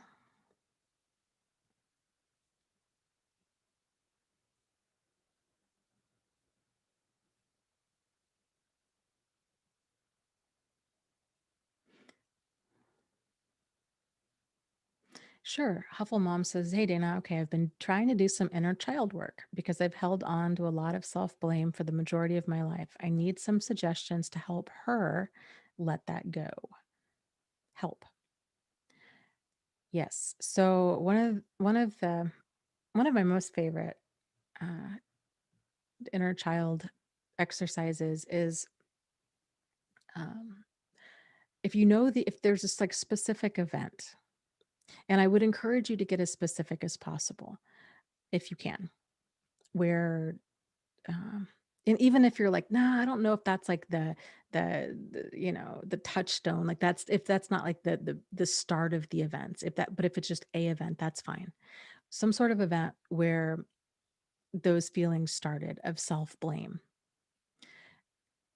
Visualize going back and kind of seeing that event unfold and seeing yourself at a younger age, and then approaching her as yourself now, through that, the identity of, I'm an adaptive, healthy, well-adjusted adult.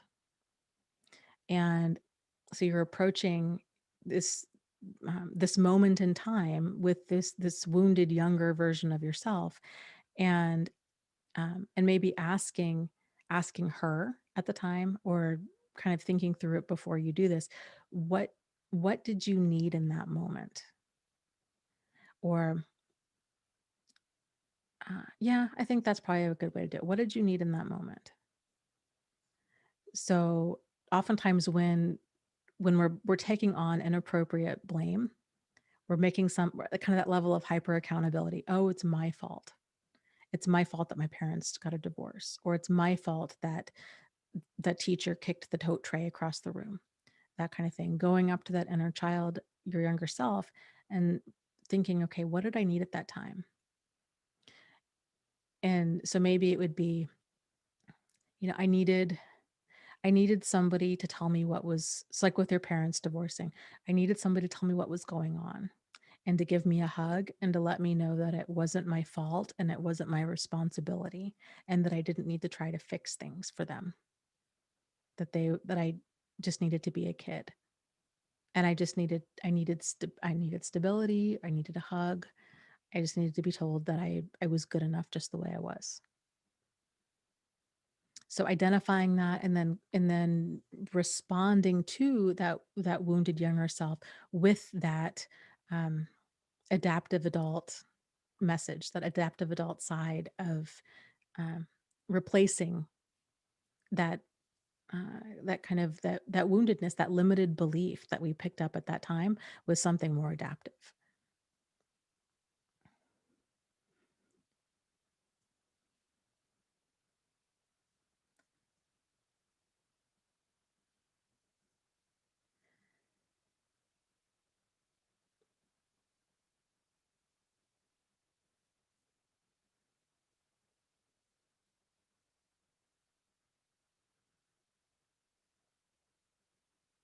Chicano says, yes, okay, I can and do those things. Perhaps I am not narcissistic. I just have a defect in my personality towards being selfish.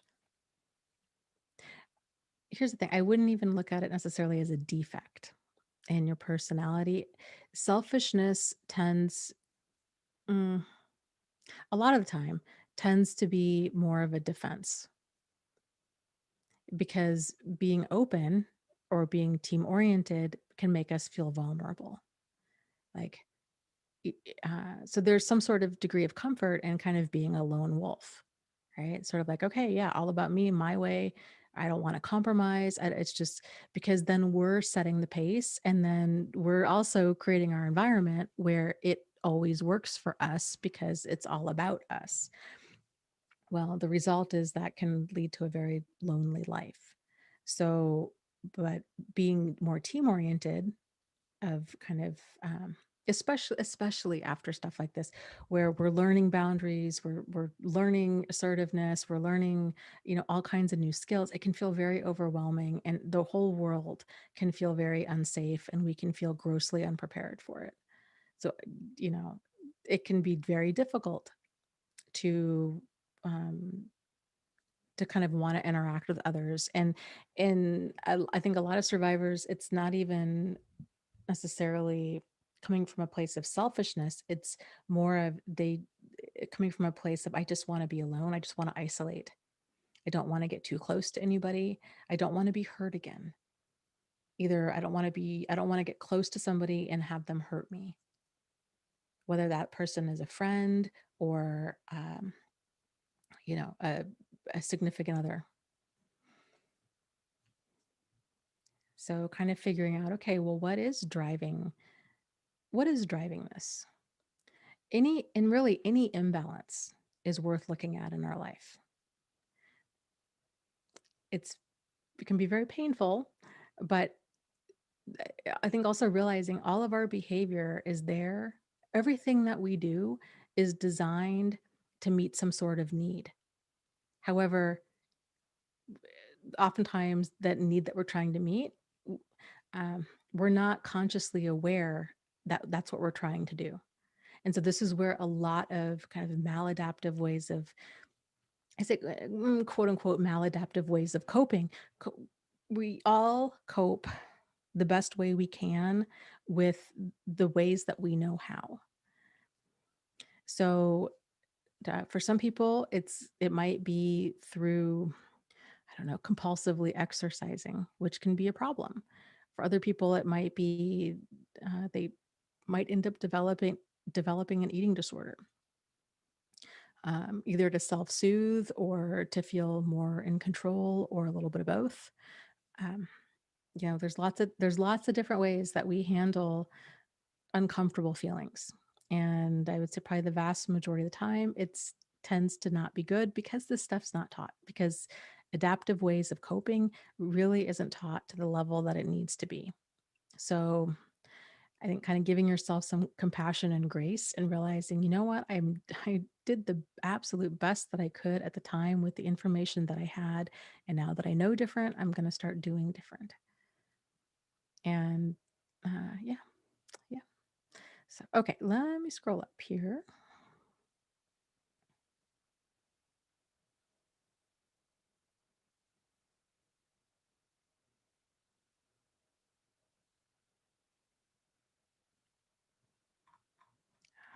Let me scroll down.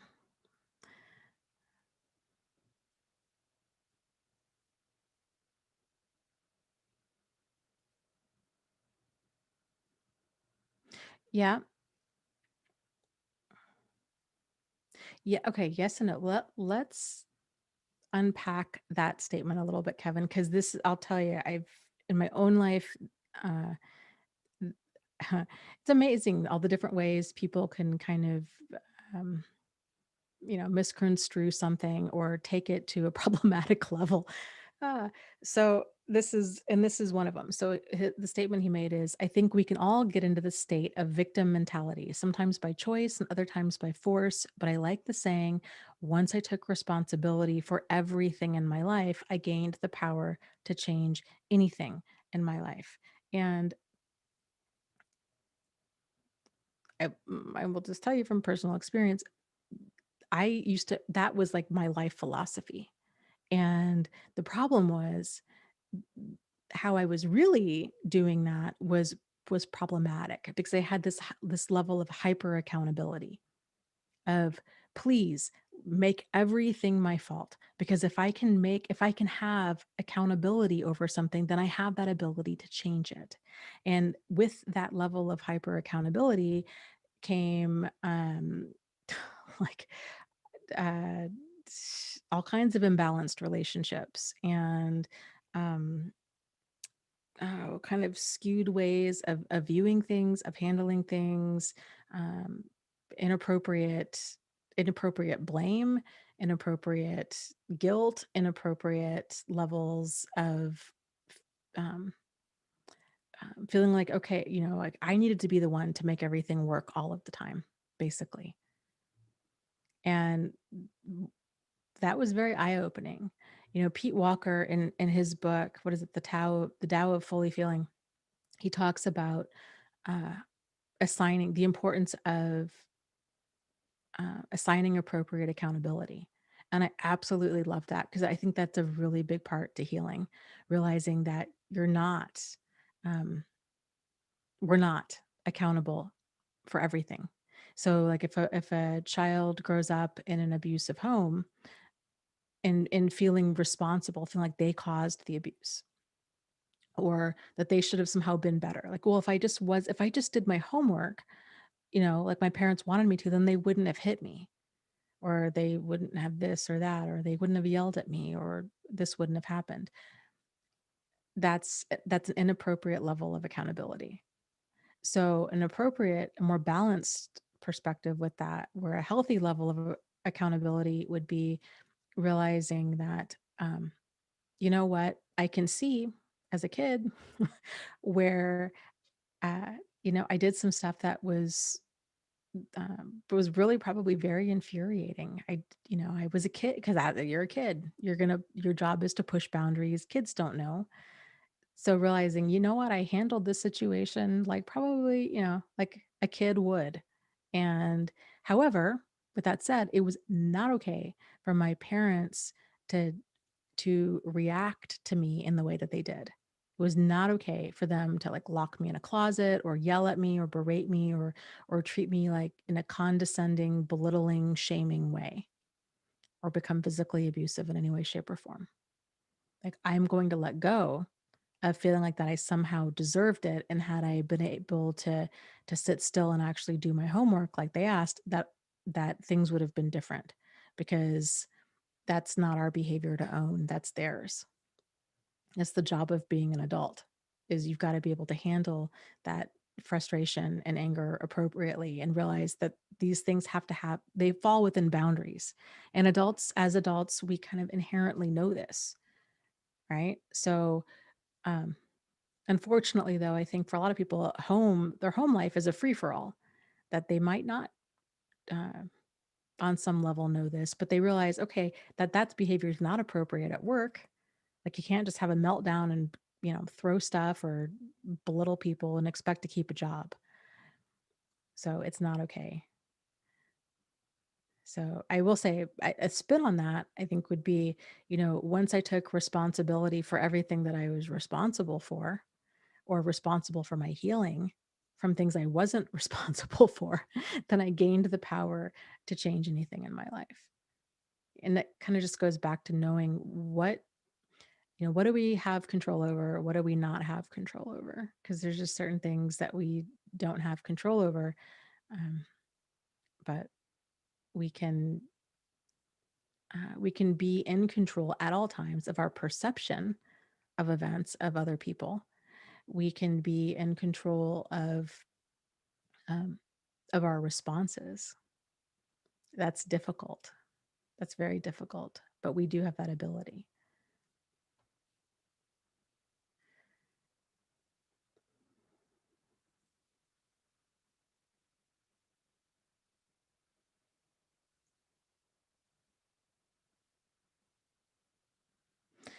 Okay, Speak My Life says, any advice for how I can cope with the fear of detaching from my mom and fear of losing her, fear of losing my life and self more? I woke up this morning fearing for my life.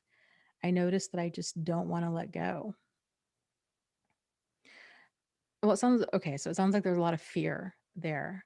And I would say is really sorting out how, um, sorting out what is realistic fear and then what is fear of the unknown. And then the fear that you do, and this all might be realistic fear.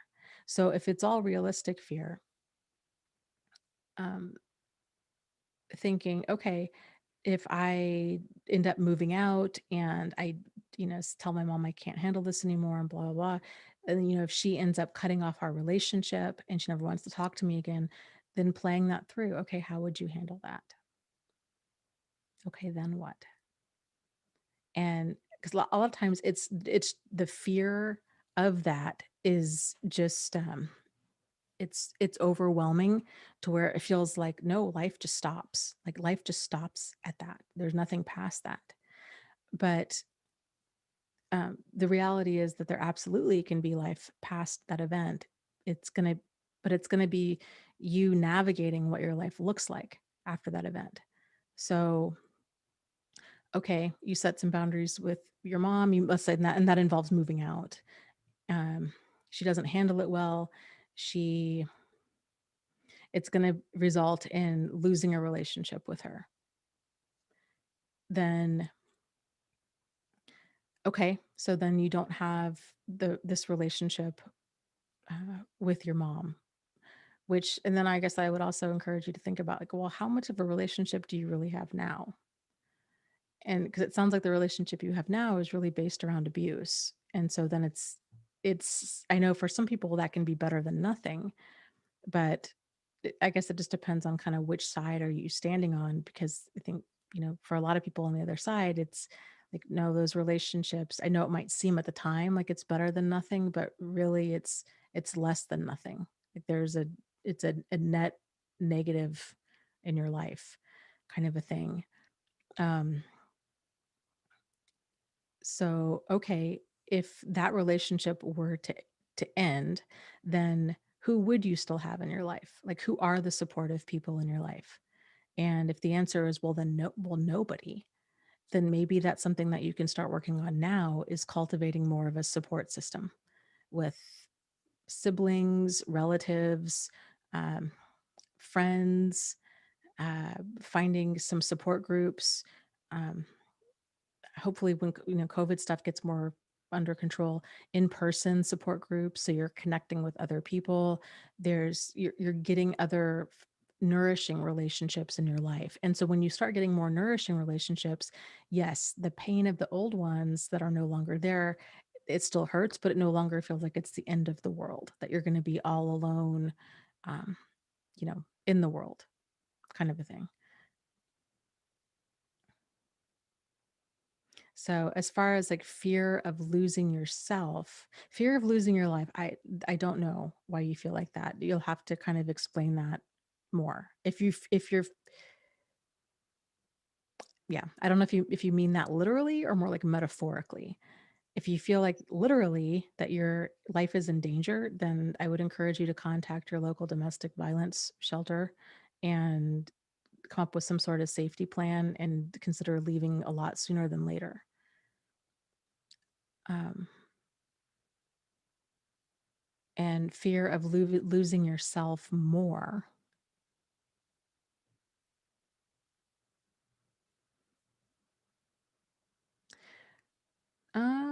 Fear of, so I guess, okay, if there's that fear of losing yourself more.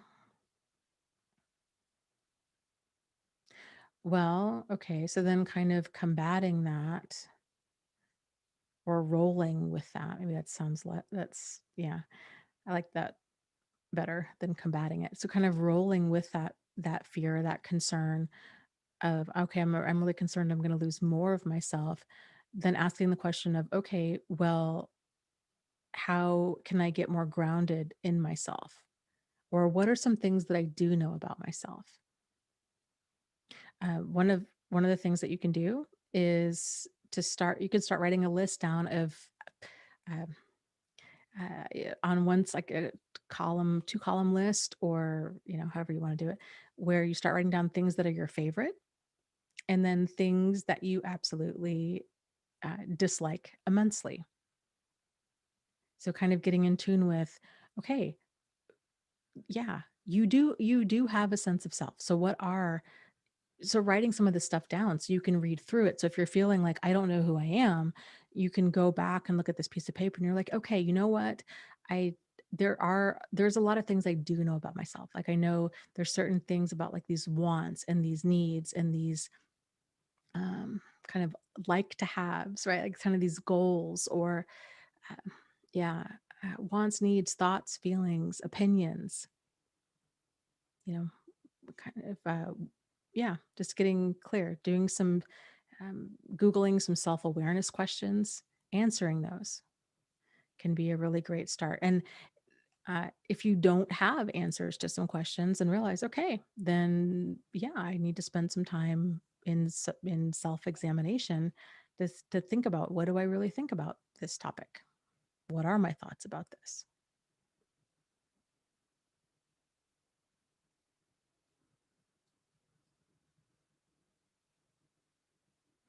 And that's a very good point. I Speak My Life says, um,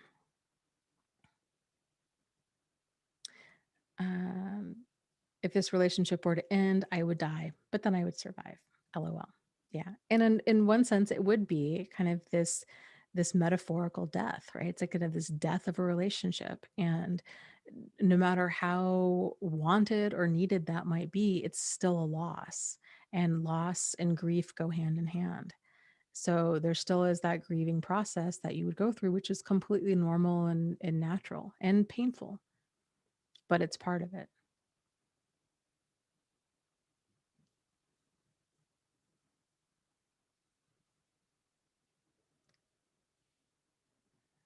So, okay, let's see.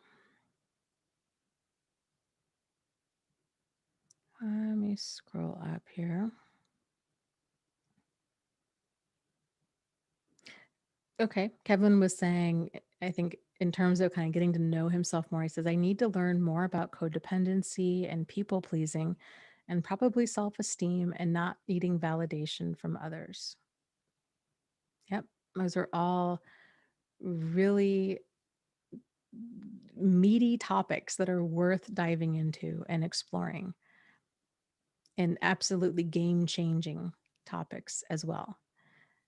So oftentimes, once we have kind of a working understanding of a topic where our vocabulary has increased to realize, oh, that's what that is. Like that, there's a word for it, or there's a concept for it, and things begin to make sense. So once kind of our vocabulary around this increases to where we can identify that, hey, this is the name for the thing, then increasing our level of understanding of that thing, um, that that takes a person pretty far. It's that alone is very, very eye-opening and game-changing. So with codependency, um, kind of the basic definition of it, it's an excessive emotional reliance on another person. But I think a more accurate and expanded understanding of codependency is that it's what happens as a result of that excessive emotional reliance on another person. And what happens is, um, the codependent person, like, uh, inadvertently and oftentimes unknowingly, starts turning down the volume on their own wants and needs and thoughts and opinions, to the point of their identity is so merged with this other person that they struggle to know who they are. And with codependency, this is an ongoing pattern. So it's not just with this one primary relationship, it tends to be with pretty much all relationships throughout kind of their life. So their life is not about them. They're not captain of their own ship. They're kind of in the passenger seat in their own life.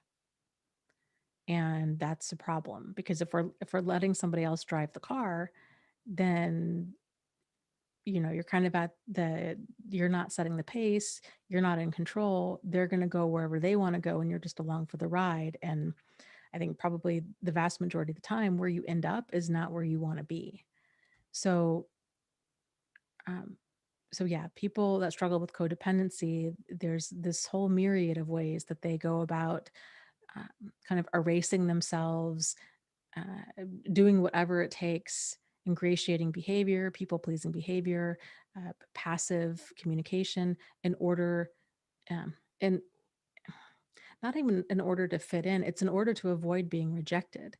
Because it's just kind of this feeling of, I need, I need others in order to feel okay. I need others to, I don't know how, I don't, codependency, oftentimes you're not getting self-esteem from within.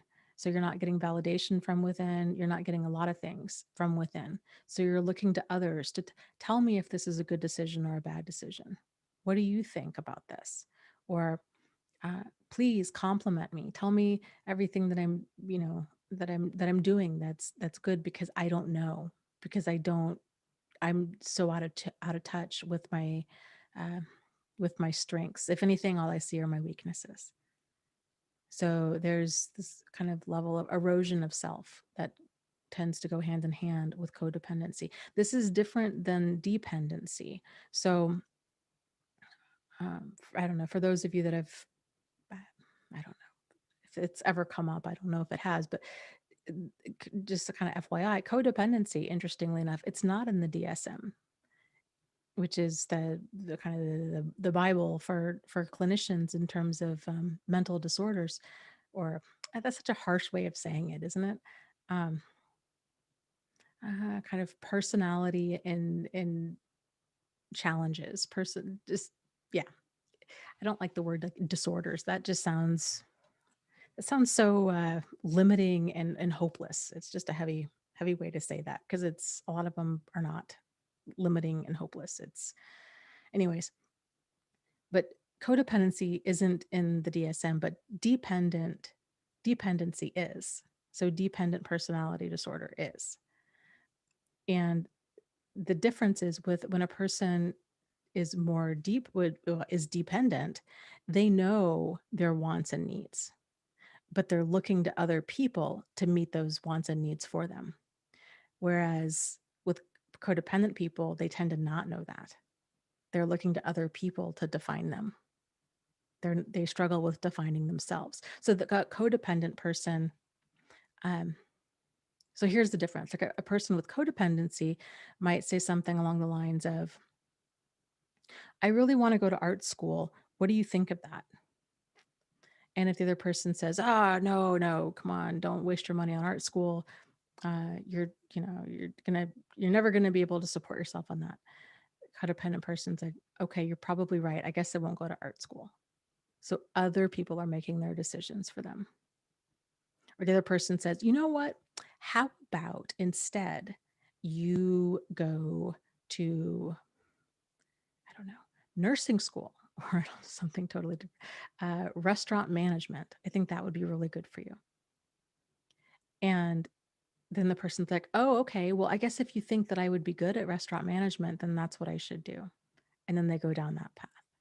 And there's kind of there's that old joke, which I think is like really, really profound, that, that at the end of a codependent's life, it's another person's life that flashes in front of their eyes.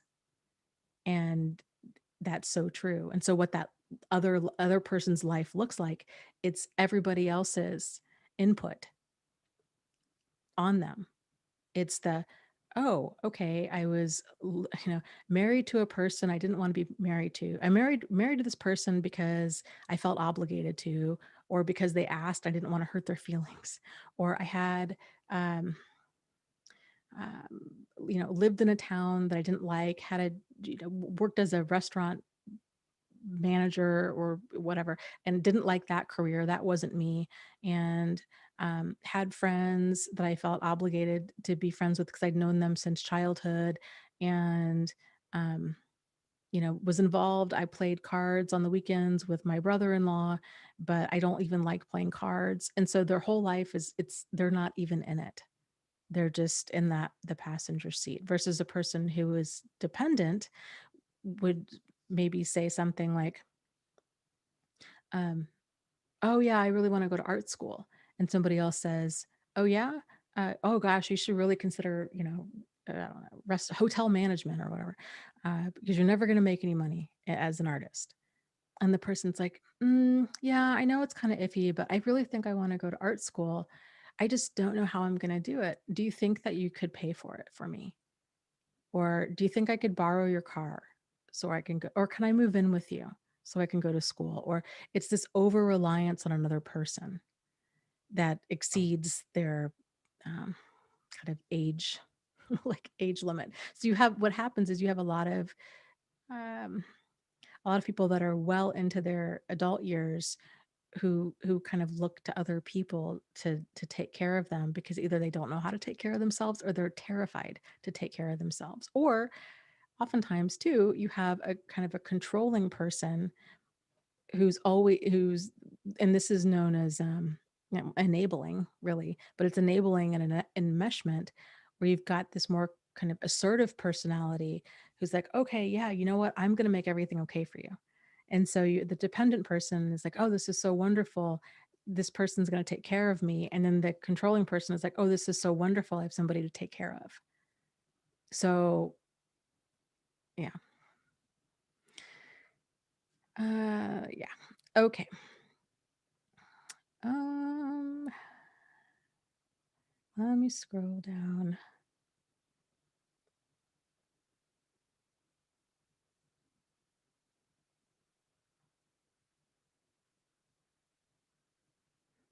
Dal Lad says everyone is codependent. No, I disagree completely with that. Everyone is dependent to some degree on other people. And there's nothing wrong with that. There's a difference between you have you have dependence, and think about this in terms of imbalances here. So you have in you have dependence. You have at the opposite end, you have almost like a fierce level of independence, which again, most people think, oh, independence is good, but in moderation. If it's to the level of, I'm a lone wolf, I don't need anybody, I don't need anything, I'm wantless and needless, that's a problem too. So there's an imbalance at either end of that continuum. So you have dependence, you have this fierce level of independence, you have codependence, which is kind of the merging of two people. And then you have kind of the healthy middle ground there, which is interdependence, which is that I know my wants and needs. I know who I am as a person. I can rely on myself, but I can also rely on you, and vice versa. And that's that healthy give and take.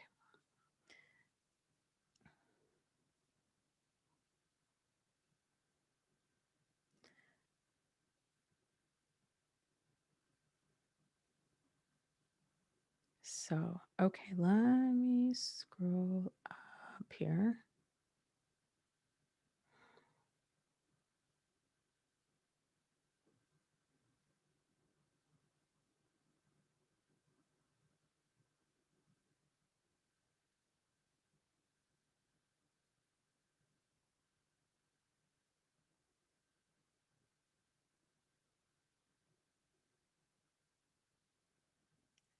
Um,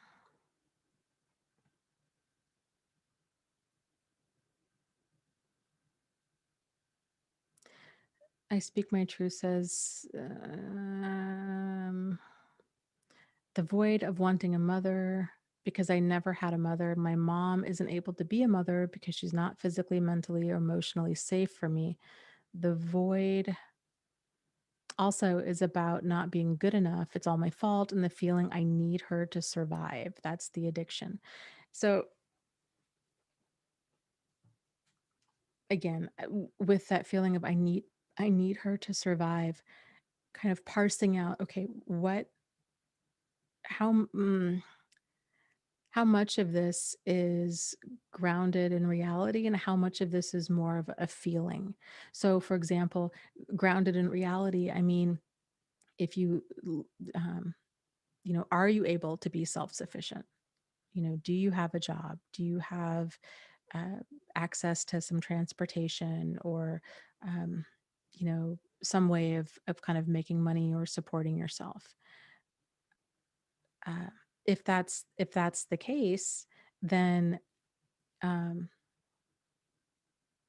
kind of those basic, like literal survival, right? Food, clothing, shelter, those needs that you can meet on your own. It's more of the emotional needs of like connection, and that tends to stem more from that wounded. If it's just I say just, huh, I don't mean to minimize that at all because it's huge. But if it's not those other needs, if it's not food, clothing, shelter, if it's the emotional connection need, then oftentimes that comes from that wounded child perspective. And it's that terrifying fear of abandonment. And so some of the things that you can do around that is asking yourself, and it can be, Don't get me wrong, it can be absolutely terrifying to have a significant relationship end. It's that huge fear of the unknown. It can definitely feel like it's this bell you can't unring. And that can be very overwhelming and terrifying for a lot of people for very valid, understandable reasons, especially when it's a parent that we're talking about. So, um, but oftentimes when that fear is, oh my gosh, if I don't have my mom, I don't know what's going to happen. Like I'm just kind of going to be thrust out into the world and kind of lost and alone and scared. That's coming from that wounded child. So you might, sometimes I think just realizing that who is in the driver's seat in this moment? Where is this thought coming from? Is it current, present day adult me, or is it the wounded child me? And so, kind of getting clear on when can we, here's the thing is we all do this. So, we all have these different parts of ourselves, and they all take, I know this sounds very like disassociative, but it's not. There's a whole um, um, kind of ego division, different ego roles that we play, anyways. Um, that we all that these different parts of ourselves kind of step up to the microphone, I guess you could say, at different points in our life, or step in or get into the driver's seat at different times in our life. And so it can be helpful to realize who is in the driver's seat at this moment. Is it like my angsty teenager self? Is it my adaptive adult self? Is it this wounded child self? Some other things that wounded child self tends to we can tell when that child self is in the driver's seat is that it's the, well, what if they don't like me? Or what if they never want to talk to me again? Or what if they don't want to be my friend? You can oftentimes kind of tell the rough age of that wounded child by the way that those emotions are surfacing. It's really fascinating stuff when you get into it. And the reality is confrontation is uncomfortable for everybody. And I think that's kind of almost a primitive, hardwired thing for people is that need to belong. Humans, we are all social creatures, no matter how introverted we are. At the end of the day, there needs to have we need to have some sort of social connection. And it can be terrifying to sever a connection that's been um, significant, even though it's been abusive. But that's one that you've had in your life for several decades. It's intense. But so realizing, okay, this is the wounded child self in the driver's seat now, who's afraid of, oh my gosh, what's going to become of me, right? I need my mom. What am I going to do without this relationship? Then you can do some kind of role playing in your head where you can visualize your adaptive adult self um, telling, because just like you wouldn't, it's not a good idea to have a child driving a car. Like that's not safe. It's not going to end well. It's the same thing if we have our wounded child self driving our body, who's in control, right? Um, that's a problem. As an adult, that's a problem. So maybe even visualizing opening the door up to that car and letting that child know, uh, you know, like, honey, I'm here and um, you're going to be okay. We're going to figure some stuff out. You don't need to figure it all out. Like I'm the adult here. And so I'm going to work on this. So, because a lot of times that fear of I don't know what to do and I'm just going to be all alone and all of that overwhelm comes from those feelings of powerlessness that we have as a child. Because it is terrifying when you have an abusive parent and you want to stand up for yourself and you want to leave or you want them to leave, but you're powerless. Like as a kid, that's completely overwhelming of what would you do? And so as kids, you just learn to get better at tolerating it. You learn to get better at tolerating being abused. And that's heartbreaking and it's tragic and it's not fair and it's not right. And as an adult, you can step in. And part of it too is you can work towards doing what's known as reparenting yourself.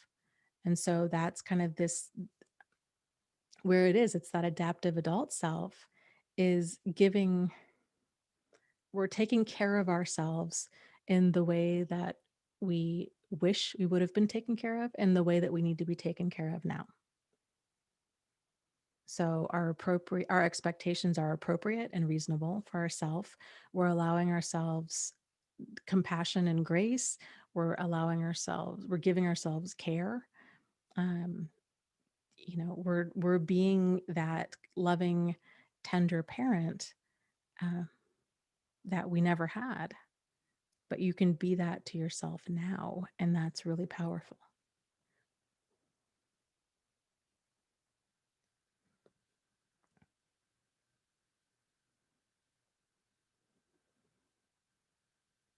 Let's see. Monica says, my first marriage was a complete obligation. Mm, yeah, I think there's a lot of people in that situation where they got married thinking,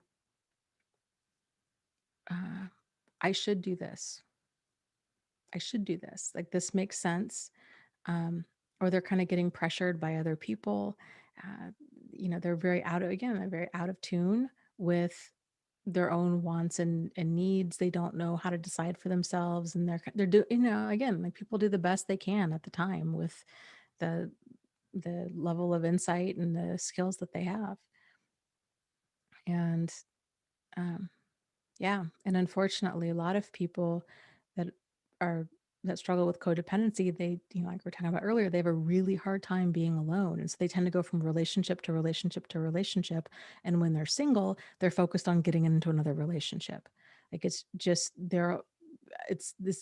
love addiction kind of a thing, is obsessiveness, um, with, uh, not being with being with another person.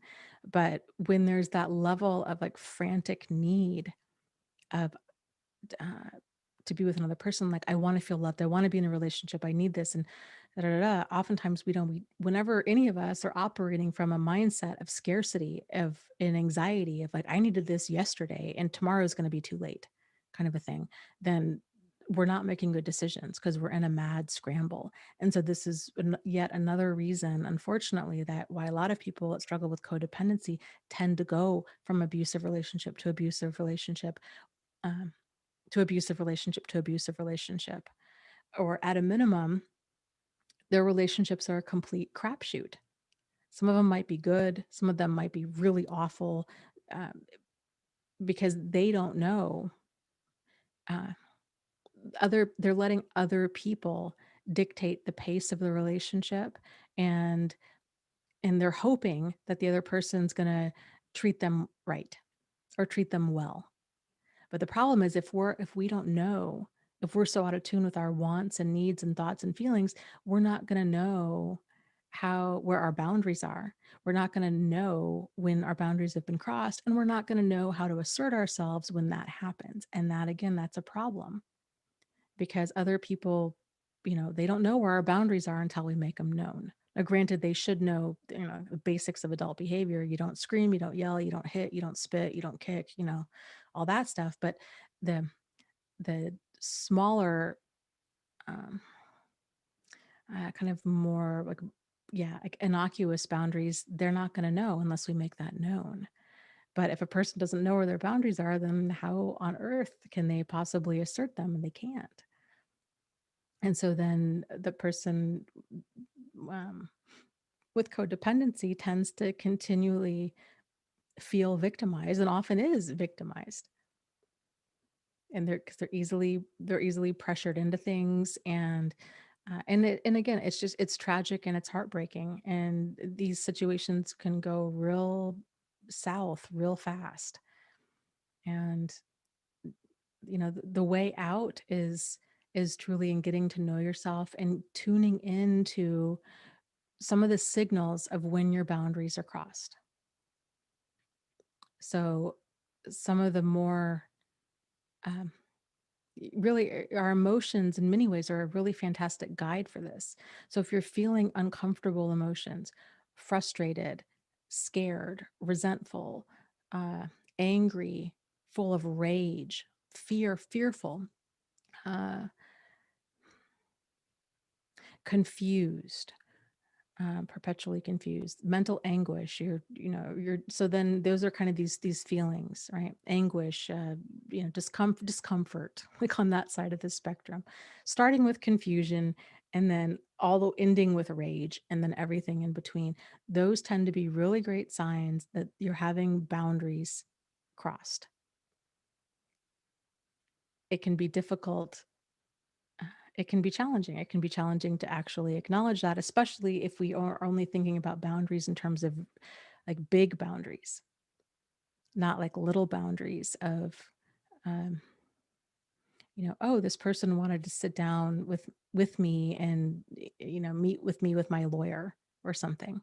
If that registered as a boundary violation, or oh, they wanted to help out with the baby, and I kind of felt like uncomfortable, like they were overstepping their bounds with that.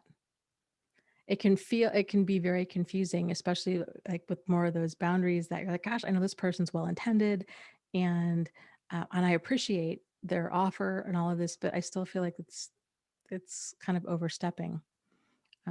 So it's turning up the volume on connecting. It's turning up the volume on how we feel and connecting that those feelings off more often, unless there's some sort of significant cognitive issue going on, like untreated mental illness, where our you know our um, brain is kind of doing its own thing for its own reasons. But more often than not, like we experience feelings for a reason, and so connecting the feelings to the reasons and um, getting as clear as we can, that's a really big step, really really important step.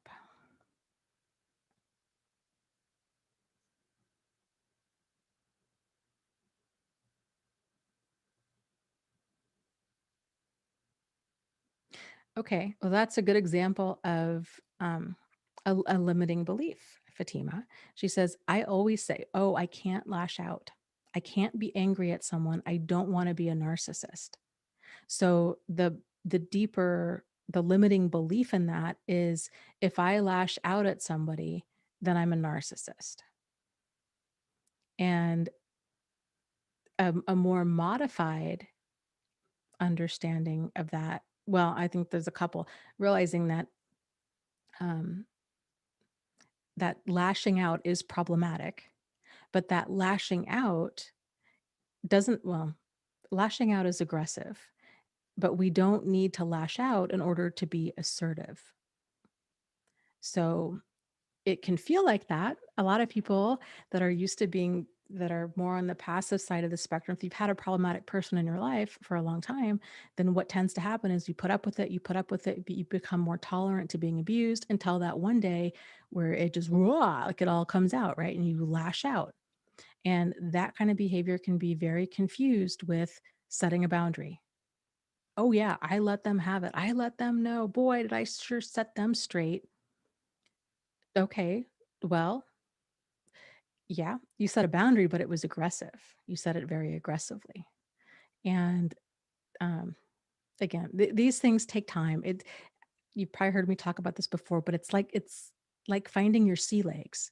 There's a balance to it. So we tend to go from very passive, and then one day you explode, and we set a boundary. We speak up for ourselves, and then we kind of maybe do that for a while, and then think we're doing pretty good. Yeah, I feel like I'm pretty assertive. Like I can let people know when they're crossing boundaries, but lashing out at them that's not being assertive, that's being aggressive. And then kind of through some more practice, realizing uh, that instead of lashing out at people, I can speak up and I can set a boundary assertively, and that's a healthy thing to do.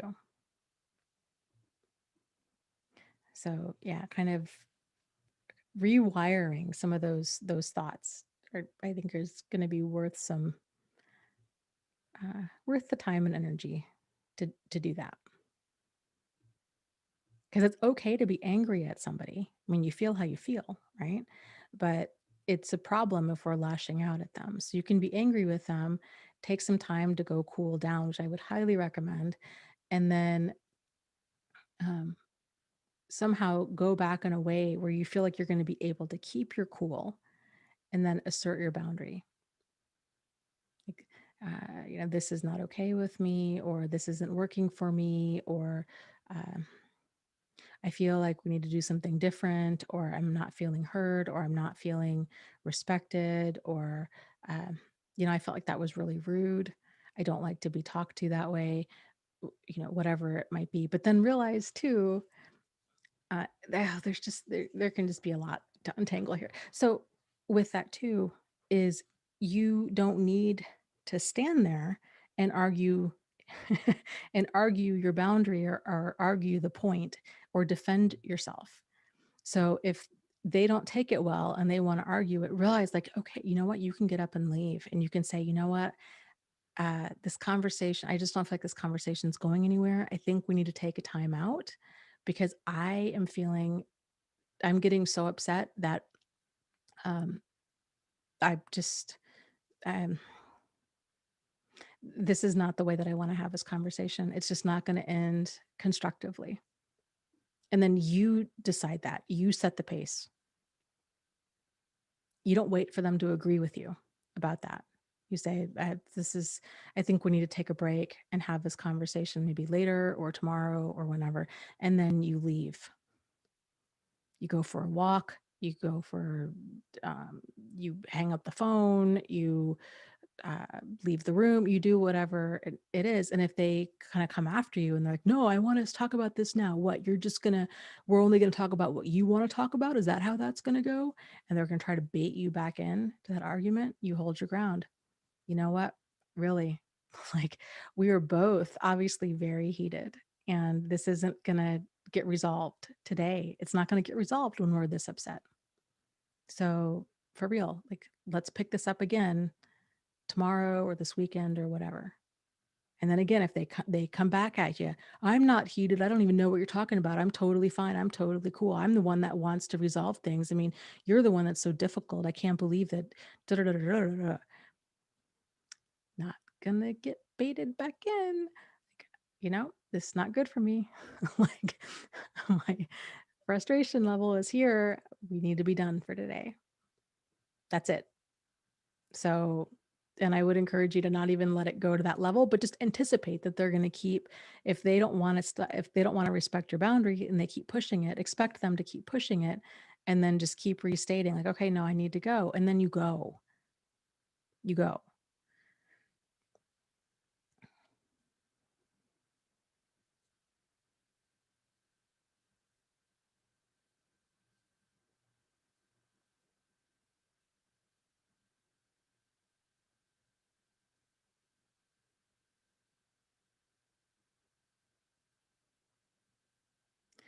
Fatima says, I sometimes confuse anger and wanting to get back at somebody. Oh, wait. I sometimes confuse anger and wanting to get back at someone for hurting me with narcissism. Is it? No, it's, I think if anything, it's on that line. It's kind of on the tail end of healthy narcissism. So it's that anger, that's kind of it's the gift of anger. Anger lets us know a boundary's really been crossed. We experience frustration. So our unless it's a deep wound, that's because sometimes that happens where our emotional response seems very disproportionate to the situation at hand, and we just become very activated, or what Brene Brown so wonderfully refers to as chandeliering, where this old wound gets touched by somebody, probably inadvertently, but maybe sometimes intentionally, and yowzer, we just jump all the way up, and it's like holding on to a chandelier. You just get so activated like that. So, but generally the way that we feel, it's in proportion to the situation. So if somebody at work, they come in at the last minute and they give us a bunch of work when we're in all day long, they haven't said a word and we're getting ready to leave. And then they dump all of this stuff and they're like, oh, it's immediate. We've got to hand this right away. And it's sort of like, okay, well, like, and they're like, oh, it's been sitting on my desk all day. I forgot about it. And you're like, okay, well, that's, really? It's 4:45 on a Friday and I'm supposed to be out here at 5 and that's 3 hours of stuff. Now, your um, forgetfulness uh, is now my urgency kind of a thing. So, um, that's frustrating. Um, if we're angry at somebody, it's that tends to be, boundary is being um, either crossed repeatedly or it's a pretty near and dear boundary that's been crossed in a big one step kind of a thing. Rage is when all of that tends to be ongoing, where we're continually feeling steamrolled, disrespected, invalidated, minimized, um, taken advantage of, exploited, really, really, really mistreated, and um, on an ongoing, well, not even necessarily all of those things, but it's we're feeling just so profoundly mistreated generally on a regular basis that it builds up to the point of absolute pure rage. And then that's that feeling of, well, and anger and rage both. It's that feeling of you hurt me, I want to hurt you. But the gift in that, with that anger, it's the ability to be self-protective. And this is why it can take a person some trial and error to get that, to get setting boundaries down, because there is that anger there, which is, it's designed to kind of light a fire under you, right? And it's designed to get you out of danger. That's that fight or flight mechanism that's kicking in. It's designed to get you to take some sort of action. And so at first it can feel like, okay, well, I'm gonna, you think you can do this to me. It's basically, I'm going to settle the score. That's what it can feel like at first. Or I'm going to set you straight, but I'm going to lash out at you. And this is why it takes some time and practice to realize, yes, feeling angry when a boundary has been violated, pretty normal response, but how we handle it makes all the difference. And so learning what it means, getting practice, asserting yourself and speaking up and saying like, oh gosh, um, like this isn't going to work for me, or I don't want to be treated like that, or I'm not okay with being treated like that, or this can't continue this way. This is a problem, or whatever it is. That anger is, more often than not, it's diffused when we're able to make our boundaries known. That's a big step in the right direction. What can add on to that anger is if we're around other people who still don't respect the boundary. If we're saying that this is a problem and then they continue to want to fight you on it, fight you on it, fight you on it, fight you on it, prove you wrong, deny that it's a problem, all of that, that's when it gets very enraging. And um, that's a problem. Like something needs to give in order for that relationship to be healthy, because that level of communication it's not functional. So, but feelings of jealousy, envy, uh, anger, revenge, wanting to settle the score, like these kinds of things. These are all within, I mean, really any emotion is within the realm of the human experience. So all of it's normal. It's the kind of the degree and frequency that we feel certain emotions, and then how we act on them. That's when things become a little less, or I should say, they have the potential for being problematic. So we might feel that way, like, oh man, what jealousy, envy, anger. I want to get revenge. I have fantasies of, getting back at this person who was so horrible to me. Like, Yeah, that's just part of it. If anything, that definitely means that you're feeling an injustice has been done, and more often than not, an injustice has been done. If your boundaries aren't being respected, if somebody's treating you horribly, then yeah, there has been an injustice there, and that's kind of that natural human response to wanna to settle the score, to wanna have things even out.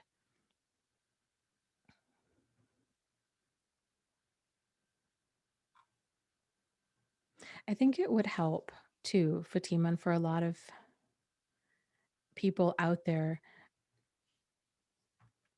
to kind of take out the word narcissism because it's not even narcissism that's the problem. It's problematic behavior that's the problem. And people, anybody can have problematic behavior. So it's seeing like the more expanded range of what consists of problematic behavior. So does feeling angry, wanting to take revenge, does all of that, um, is it in line with narcissism? Like I said, I wouldn't even go try to sort that out necessarily. It's more of, is this a problem? And and then like Timo was saying, well, I feel vengeful at first, but then when I cool down, I'm like, revenge is not the answer. So, okay, then you handled it really maturely. When we all have those feelings, and it can feel really icky, right? Especially if we're like, oh man, like I had this coworker, this, and I've talked about her many times, this coworker who was absolutely awful to me. We were work buddies for like the longest time, for like 4 years. And then out of the blue, and it was because I was working on my first book. And um, she had also written a book, and I had made a comment. Went out for lunch. It was like on a weekend. I'd made a comment about um, that I really wanted to do this, like thrive after abuse stuff full time. And um, I don't know. I think it kicked off something. Her face changed. Like it was the most wild thing. And she just looked at me with just such hatred. It was awful. And then Monday at work, started making my life a living hell. And it was so bad that she was one of the reasons that I quit that job and then I began doing this full time. So I couldn't work. I was crying, like I was having nightmares. I was crying when I was leaving work. I was so freaking angry. And I was rehashing conversations. I was trying to figure out what kind of conversations I should have. How should I handle it? I was dreading work on Sunday nights. It was just horrible, horrible. And I'm so glad that I finally quit that job. But even like, I'm talking like years after that, I still had fantasies of driving into the work parking lot and like keying her car or just, you know, just doing something just really nasty to just kind of get one back at her kind of a thing. Um and I felt horrible because, well, I guess I kind of felt justified. Part of me felt justified, like felt justified in doing that. But then part of me is like, that's not the kind of person that I want to be. That's not the kind of person I want to be. And do I really want to risk going, um, kind of, getting in trouble with the law to settle some sort of score, and then at the end of the day realizing how sad, like what a sad person, so insecure and just bitter and petty and jealous and whatever else is going on, just what a miserable human being. And um that's punishment enough. Just being in her shoes is punishment enough. And that kind of helped. That helped me to walk away.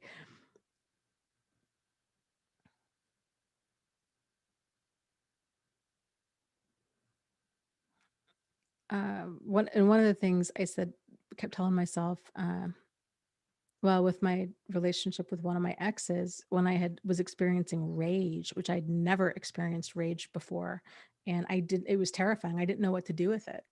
And that was what I would tell myself is, the best revenge is a good life. The best revenge is a good life. And that kept me grounded and kept me from doing some stuff that probably would have, well, definitely would have escalated things and would have, taken my life in a very different direction.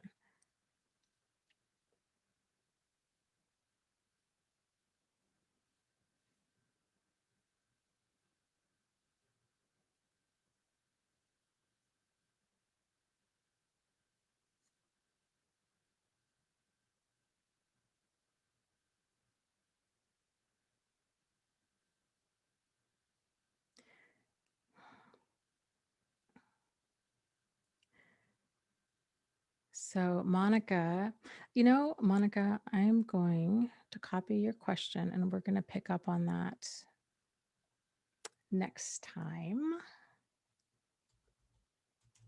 But her question, Monica's question is she says, kindly, can you speak a little bit about dissociative identity disorder and whether it's possible to get it after narcissistic abuse?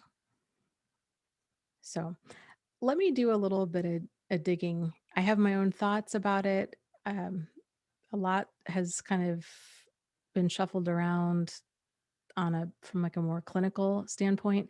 So let me gather some information so I can actually have a like an informed conversation about this. So I can give you both sides, kind of clinically speaking, what the views are, and then I'll give you my own 2 cents for whatever that's worth. And then we can get comments from people in the chat and then go from there.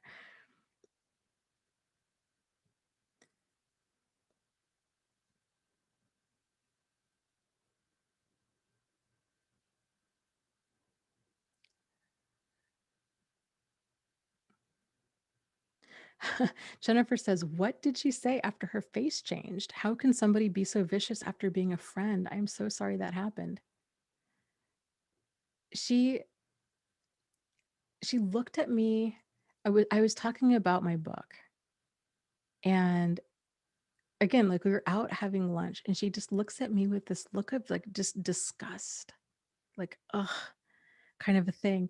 And because I had mentioned I really want to do this full time and I don't know how I would I'm so I don't know how I would do that with working full time, and it's already been a huge drain, but this is really what I want to do with my life. Um and I was kind of saying, I'm like, I'm not saying that like I have all this money that I can just up and quit my job and go do this. And I'm not saying that I'm just going to publish this book and it's going to be a bestseller.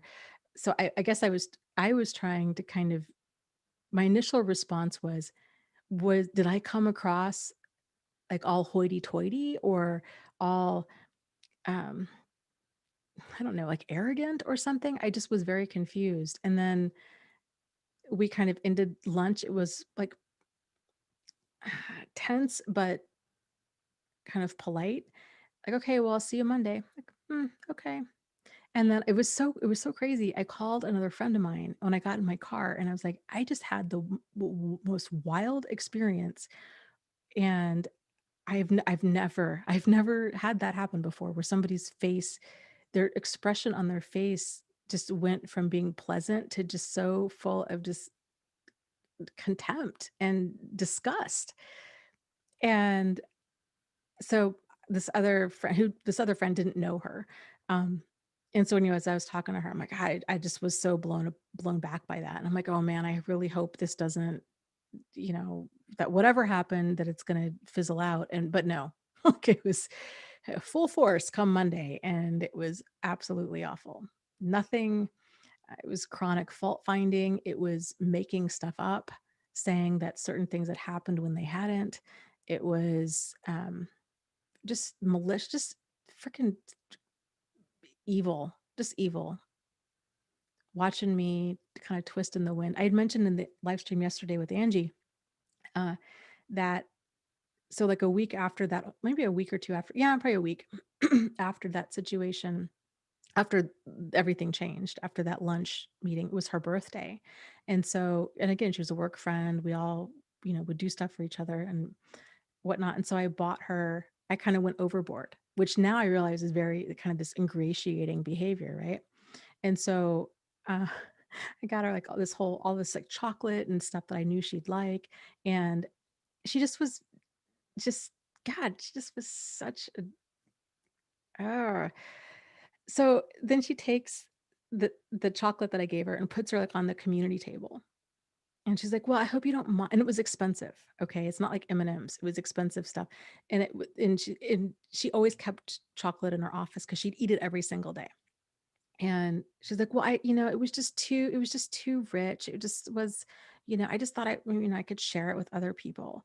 Um, just like that kind of stuff.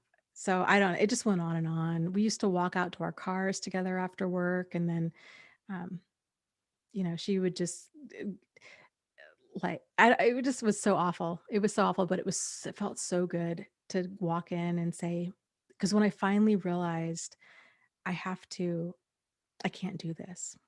Like, I cannot do this anymore. This is so unhealthy. I mean, I had talked to my manager about it, who didn't seem to understand at all what was going on. I'm sure I sounded completely just um, like nonsensical because as far as our manager knew, everything was okay enough. But I was like, I think she's trying to get me fired. Like, this is the stuff she's doing. And I was like almost hyperventilating. Like, I was just so upset by and anxious all the time because she was like intentionally sabotaging stuff that I was doing and fault finding other stuff. And kind of any little thing that I was doing was wanting to bring it to other people's attention. And it was like she was building a case to try to get me fired, kind of a thing. And um, oh, it was just awful. And so, yeah, it was so good to walk in there and say, you know what? I realize I'm putting my notice in and I'm going to go do this full time. Such a good feeling. And then that day, her behavior switched. It switched back to like my work friend. And I think she realized then of, oh my God, whatever she was, and I don't even know, honestly, I don't even know how conscious this stuff was with her. Um, that's what's even more wild.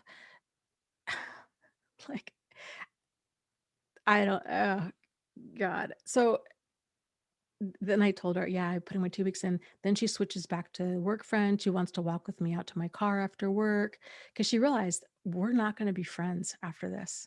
And she had no other friends. And that I didn't have to put up with her garbage anymore. And that I had options and that I wasn't trapped and I wasn't going to just sit there and be her punching bag. And it felt freaking awesome. And I'm so glad that those last 2 weeks that I put in my notice went as smoothly as they did because I didn't care at all what she was doing. But then she wasn't doing anything. Like, she was back to trying to be my friend again. I'm like, nope, I don't need this. I do not need a ticket to Crazy Town. Like, I've seen your true colors. Not doing this. Not gonna do it. So, oh, geez. Okay. Me.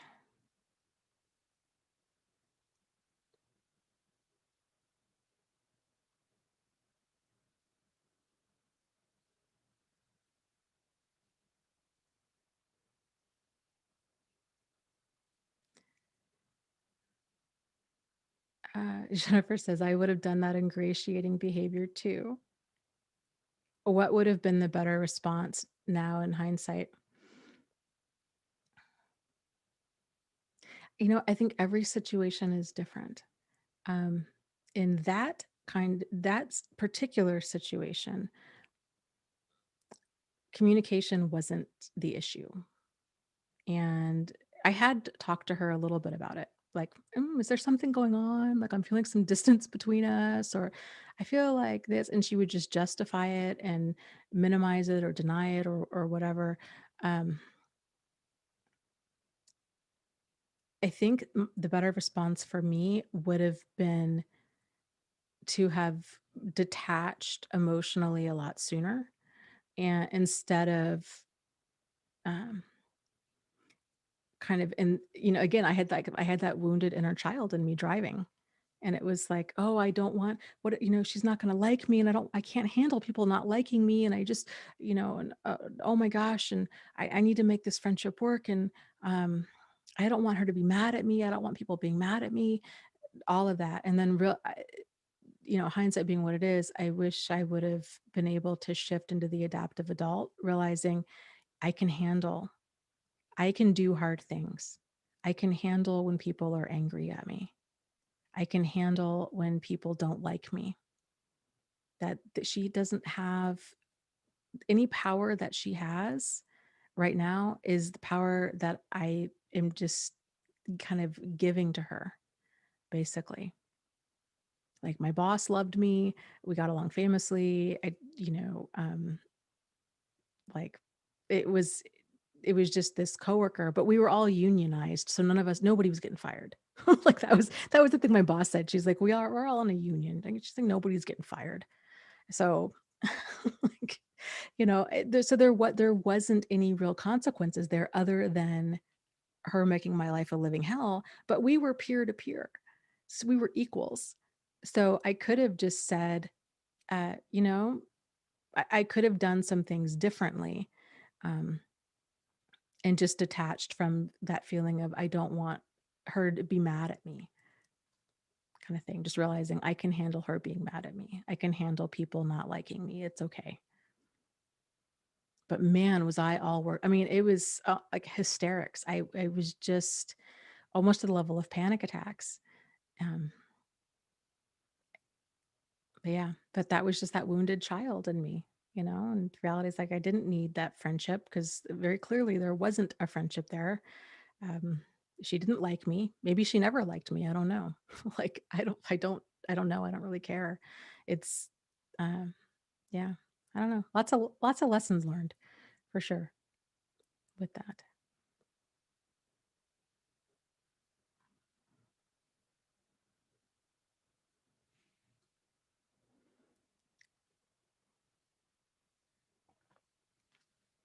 Monica was saying she was trying to throw you off to delaying pursuing Thrive After Abuse. Yeah, and I think it was more so my passion.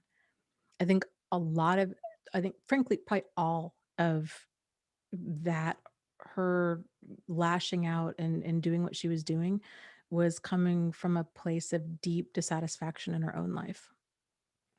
And on a personal level, on a professional level, um, and after really realizing that, like I got caught up. I just happened to like I just happened to be at kind of the wrong place at the wrong time and touched a deep wound for her unintentionally. And that was everything that unfolded was because of that. And like fully realizing that helped. Now, granted, like I said, I struggled for on and off for a long time, for years of, man, I really want to just go be ugly back to her. But what always grounded me was realizing, Dana, that all of that behavior was coming from a place of pure misery on her end. Like she doesn't need any more, you know? And the best revenge is a good life. Like I love my life. And um yeah, it's so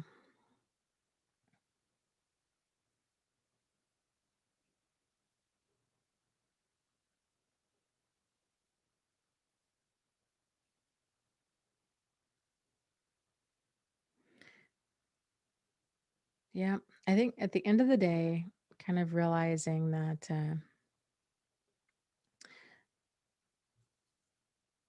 we don't have to internalize the hurtful behavior from other people. We don't, and if we when we do that, that's more of that wounded child. So the more adaptive adult self realizes, ooh, yikes, what I'm seeing right now, this has everything to do with you. This has nothing to do with me. And this other person is not able to control their emotions. They're completely reactive. And even if I did do something that was absolutely infuriating, they still need to be able to control themselves, and they're not. So that's again, that's on them. I don't have to own that. I don't have to make that mean that I'm a and when I say I, speaking for all of us, somebody is doing hurtful things to you. We don't have to let that be a reflection of who we are. We don't have to be like, we don't have to own that. Be like, oh, this is because I'm not lovable, or because that there's something wrong with me. Like we don't have to make it a part of our identity at all. And that's very powerful.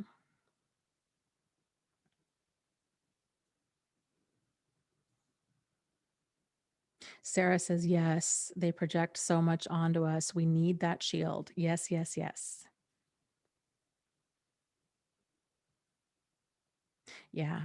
And that's the, again, kind of the difference between that wounded child and that healthy adult self. Because kids, that's a part of growing up. It's part of being a child is getting that validation from others. So we learn through role modeling and through looking at the reaction and through kind of seeing ourself through the eyes of others. So if a child gets affirmed, oh, you did, you know, you studied so hard on that test. Look at you. You ended up getting an A or a B or whatever. I am so proud of you. You really spent the time and energy, and boy, look at what you were able to do. Good job. Or when a child is getting built up and affirmed like that, then they're learning, okay, these are the parts of myself that are uh, that are good, basically. But if they're getting the opposite of that, oh, what's so wrong with you? I can't believe you forgot your backpack at school again, or you didn't do this again, or geez, these bullies are picking on you at school. Well, what are you doing to upset them? This kind of all of that kind of stuff just teaches kids that the problem is within you, and that creates what's known as that learned helplessness. It's that feeling, that inability, it's powerlessness, it's that inability to change anything. And kids are like sponges, and they uh, absorb all kinds of messages that are either intentional or implied. And in other people can, and that's the challenging thing too, is even if somebody does something with the best of intentions, sometimes everybody, kids and adults both, we uh, sometimes just perceive and absorb messages based on like where we are in that moment in our life, in the day, and and it has, and the message that we pick up could be very different than the other message that the person intended. So it's worth the time, I think, for everybody to kind of go back through and think about what are some of these, um, what are some problems that I have in my life? It's probably the easiest way to start doing that. What are some problems I have in my life? And then what are some of if I'm feeling stuck, or if there's a theme, a recurring theme to some patterns here, what are some of the messages that I have surrounding this area? Like, I mean, and it could be work, it could be relationships, it could be money, it could be food, it could be, you name it. And examining that. So if you have a really, let's say, a really unfulfilling job, then maybe that limiting belief is um, that I need to have a safe, secure job and then be there until I retire. And that's what's keeping me stuck. Or if a person has um, I don't know, an awful coworker, maybe one of the messages is jobs are really difficult to find, so I better just be happy with what I have. Or no job is perfect, so I guess I should just be happy with what I have. And then that's kind of keeping them stuck. So there's all kinds of limiting beliefs that we have, and they're on that scale, ranging from mild to major. But even at the mild end, it can cause major disruption in our life.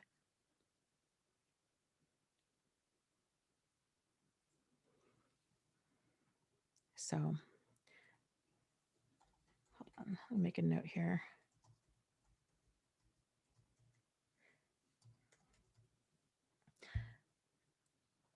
Okay, so with that said, we are going to be over. I apologize, but let's do a very, um, well, let's do an abbreviated kind of grounding meditation. So we covered a lot of heavy stuff tonight. So let's take some time where you can get comfortable and relax. We'll just kind of settle back into the present moment. We talked lots about inner child and past stuff and all kinds of heaviness. So let's take some time to be here in the moment.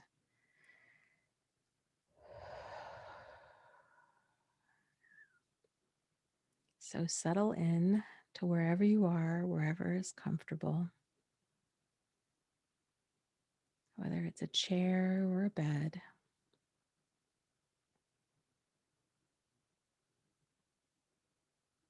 Allowing yourself this time to unwind and breathe.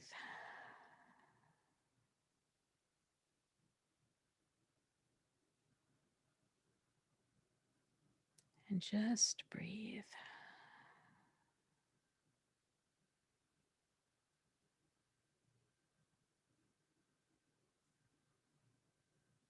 Allowing yourself to be fully present in this moment.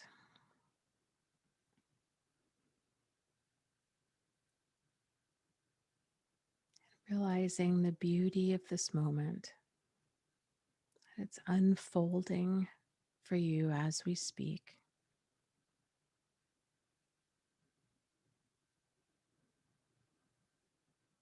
And that in this moment, that you are safe, and that you are secure, and that there are so many things that are good and right with this moment. Just like there are so many things that are good and right with you.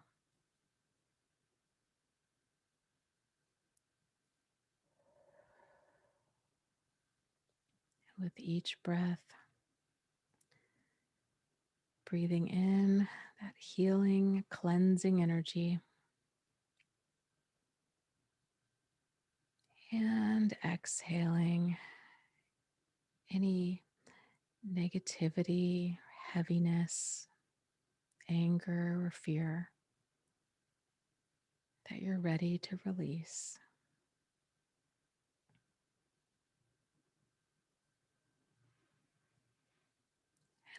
And with each healing breath in, allowing that breath to go deep, deep, deep down into the bases of your lungs.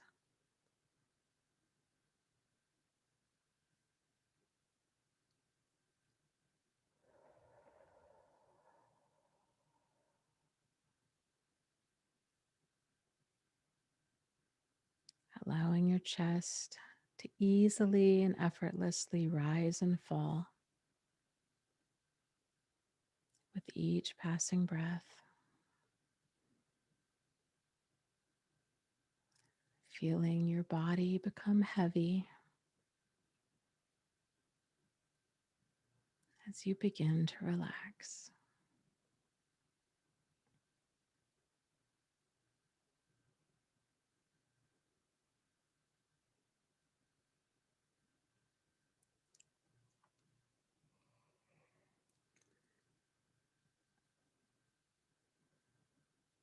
Bringing your breath down into your stomach, into your hips, down into your thighs and your knees, your calves and your feet, and up into your shoulders, and down into your arms, your elbows, your forearms, your wrists and your fingers.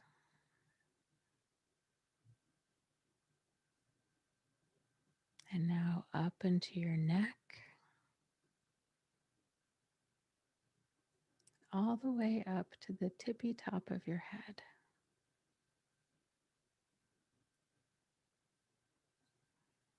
Allowing your body to just easily and effortlessly rise and fall with each breath.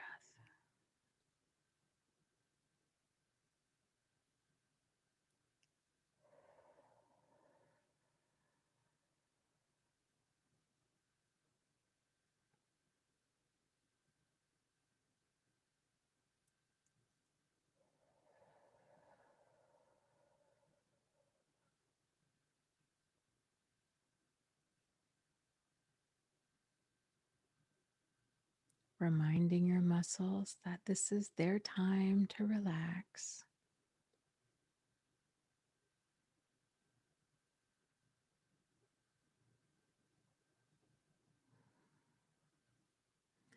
Letting go of everything that you're ready to let go of.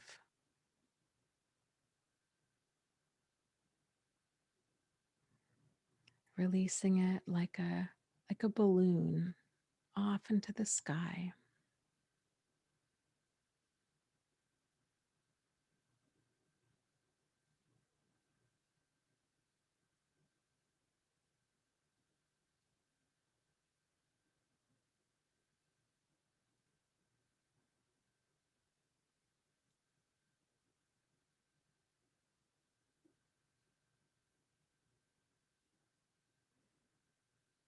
And perhaps even thanking that anger, that hurt, for being there, for trying to alert you, trying to alert you that you matter and that you are worthy of protecting. Because it is so true.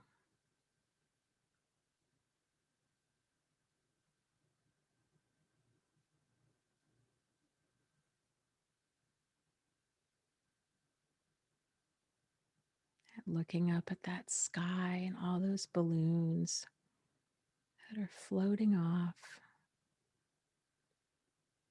far, far away.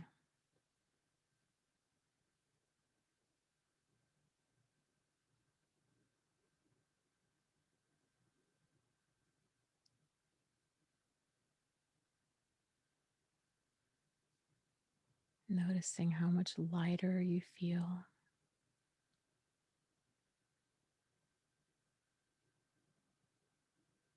Perhaps even noticing how strange it feels for your outside, for your body to feel so heavy, but for your inside to feel so much lighter.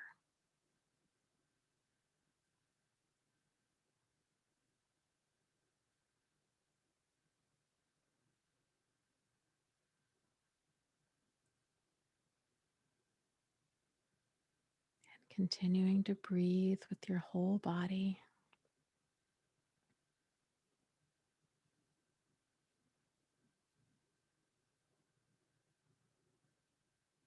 Breathing in that healing energy.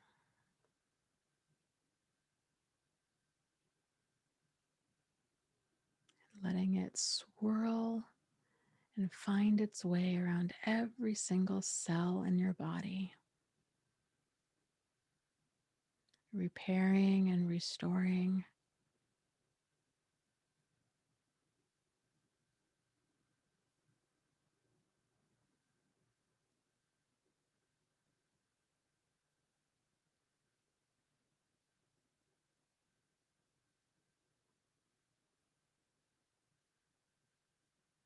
Now acknowledging to yourself from that healthy adult self that you have, acknowledging to your younger self, you have come such a long way, and that you are competent and that you are capable. And now that this adult self is here to take over, that you can do difficult things, that you are so much braver than you realized, and that it's going to be okay.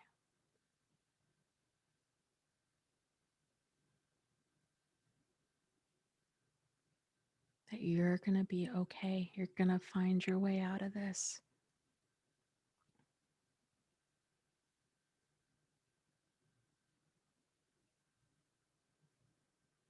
And letting that little child inside of you who's been so overwhelmed with trying to navigate adult responsibilities and adult challenges, and letting that little child go off and play, and letting him or her know, you know what, honey, I've got this now.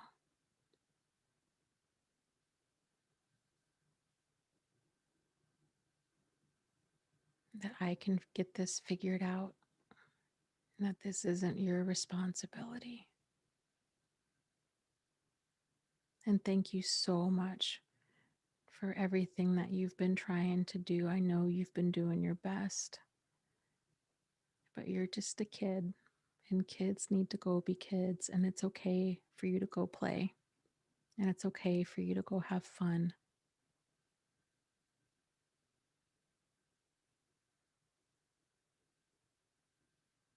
And that all be okay. That will be okay.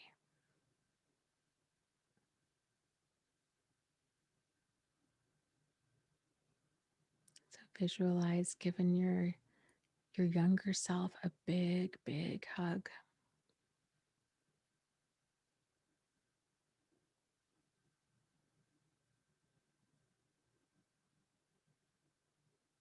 And when you're ready, come on back and open your eyes.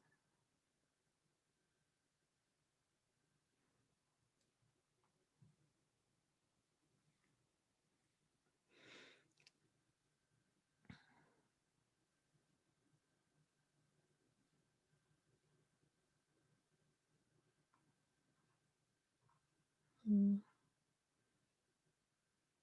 So thank you guys so much for being here. And I just want to say I absolutely I just applaud your efforts so much at being willing to do this hard work. And you guys just ask awesome questions. Awesome questions. And to be brave and courageous and be willing to be introspective, and just a level of curiosity and dedication to making your life work is just awesome. It's just so, so cool. So please, just, I hope you see that in yourself, because this is rare. There's not a lot of people out there that um, that are interested in making their lives work to the level that you guys are interested in it. And um, that makes it very special and very unique.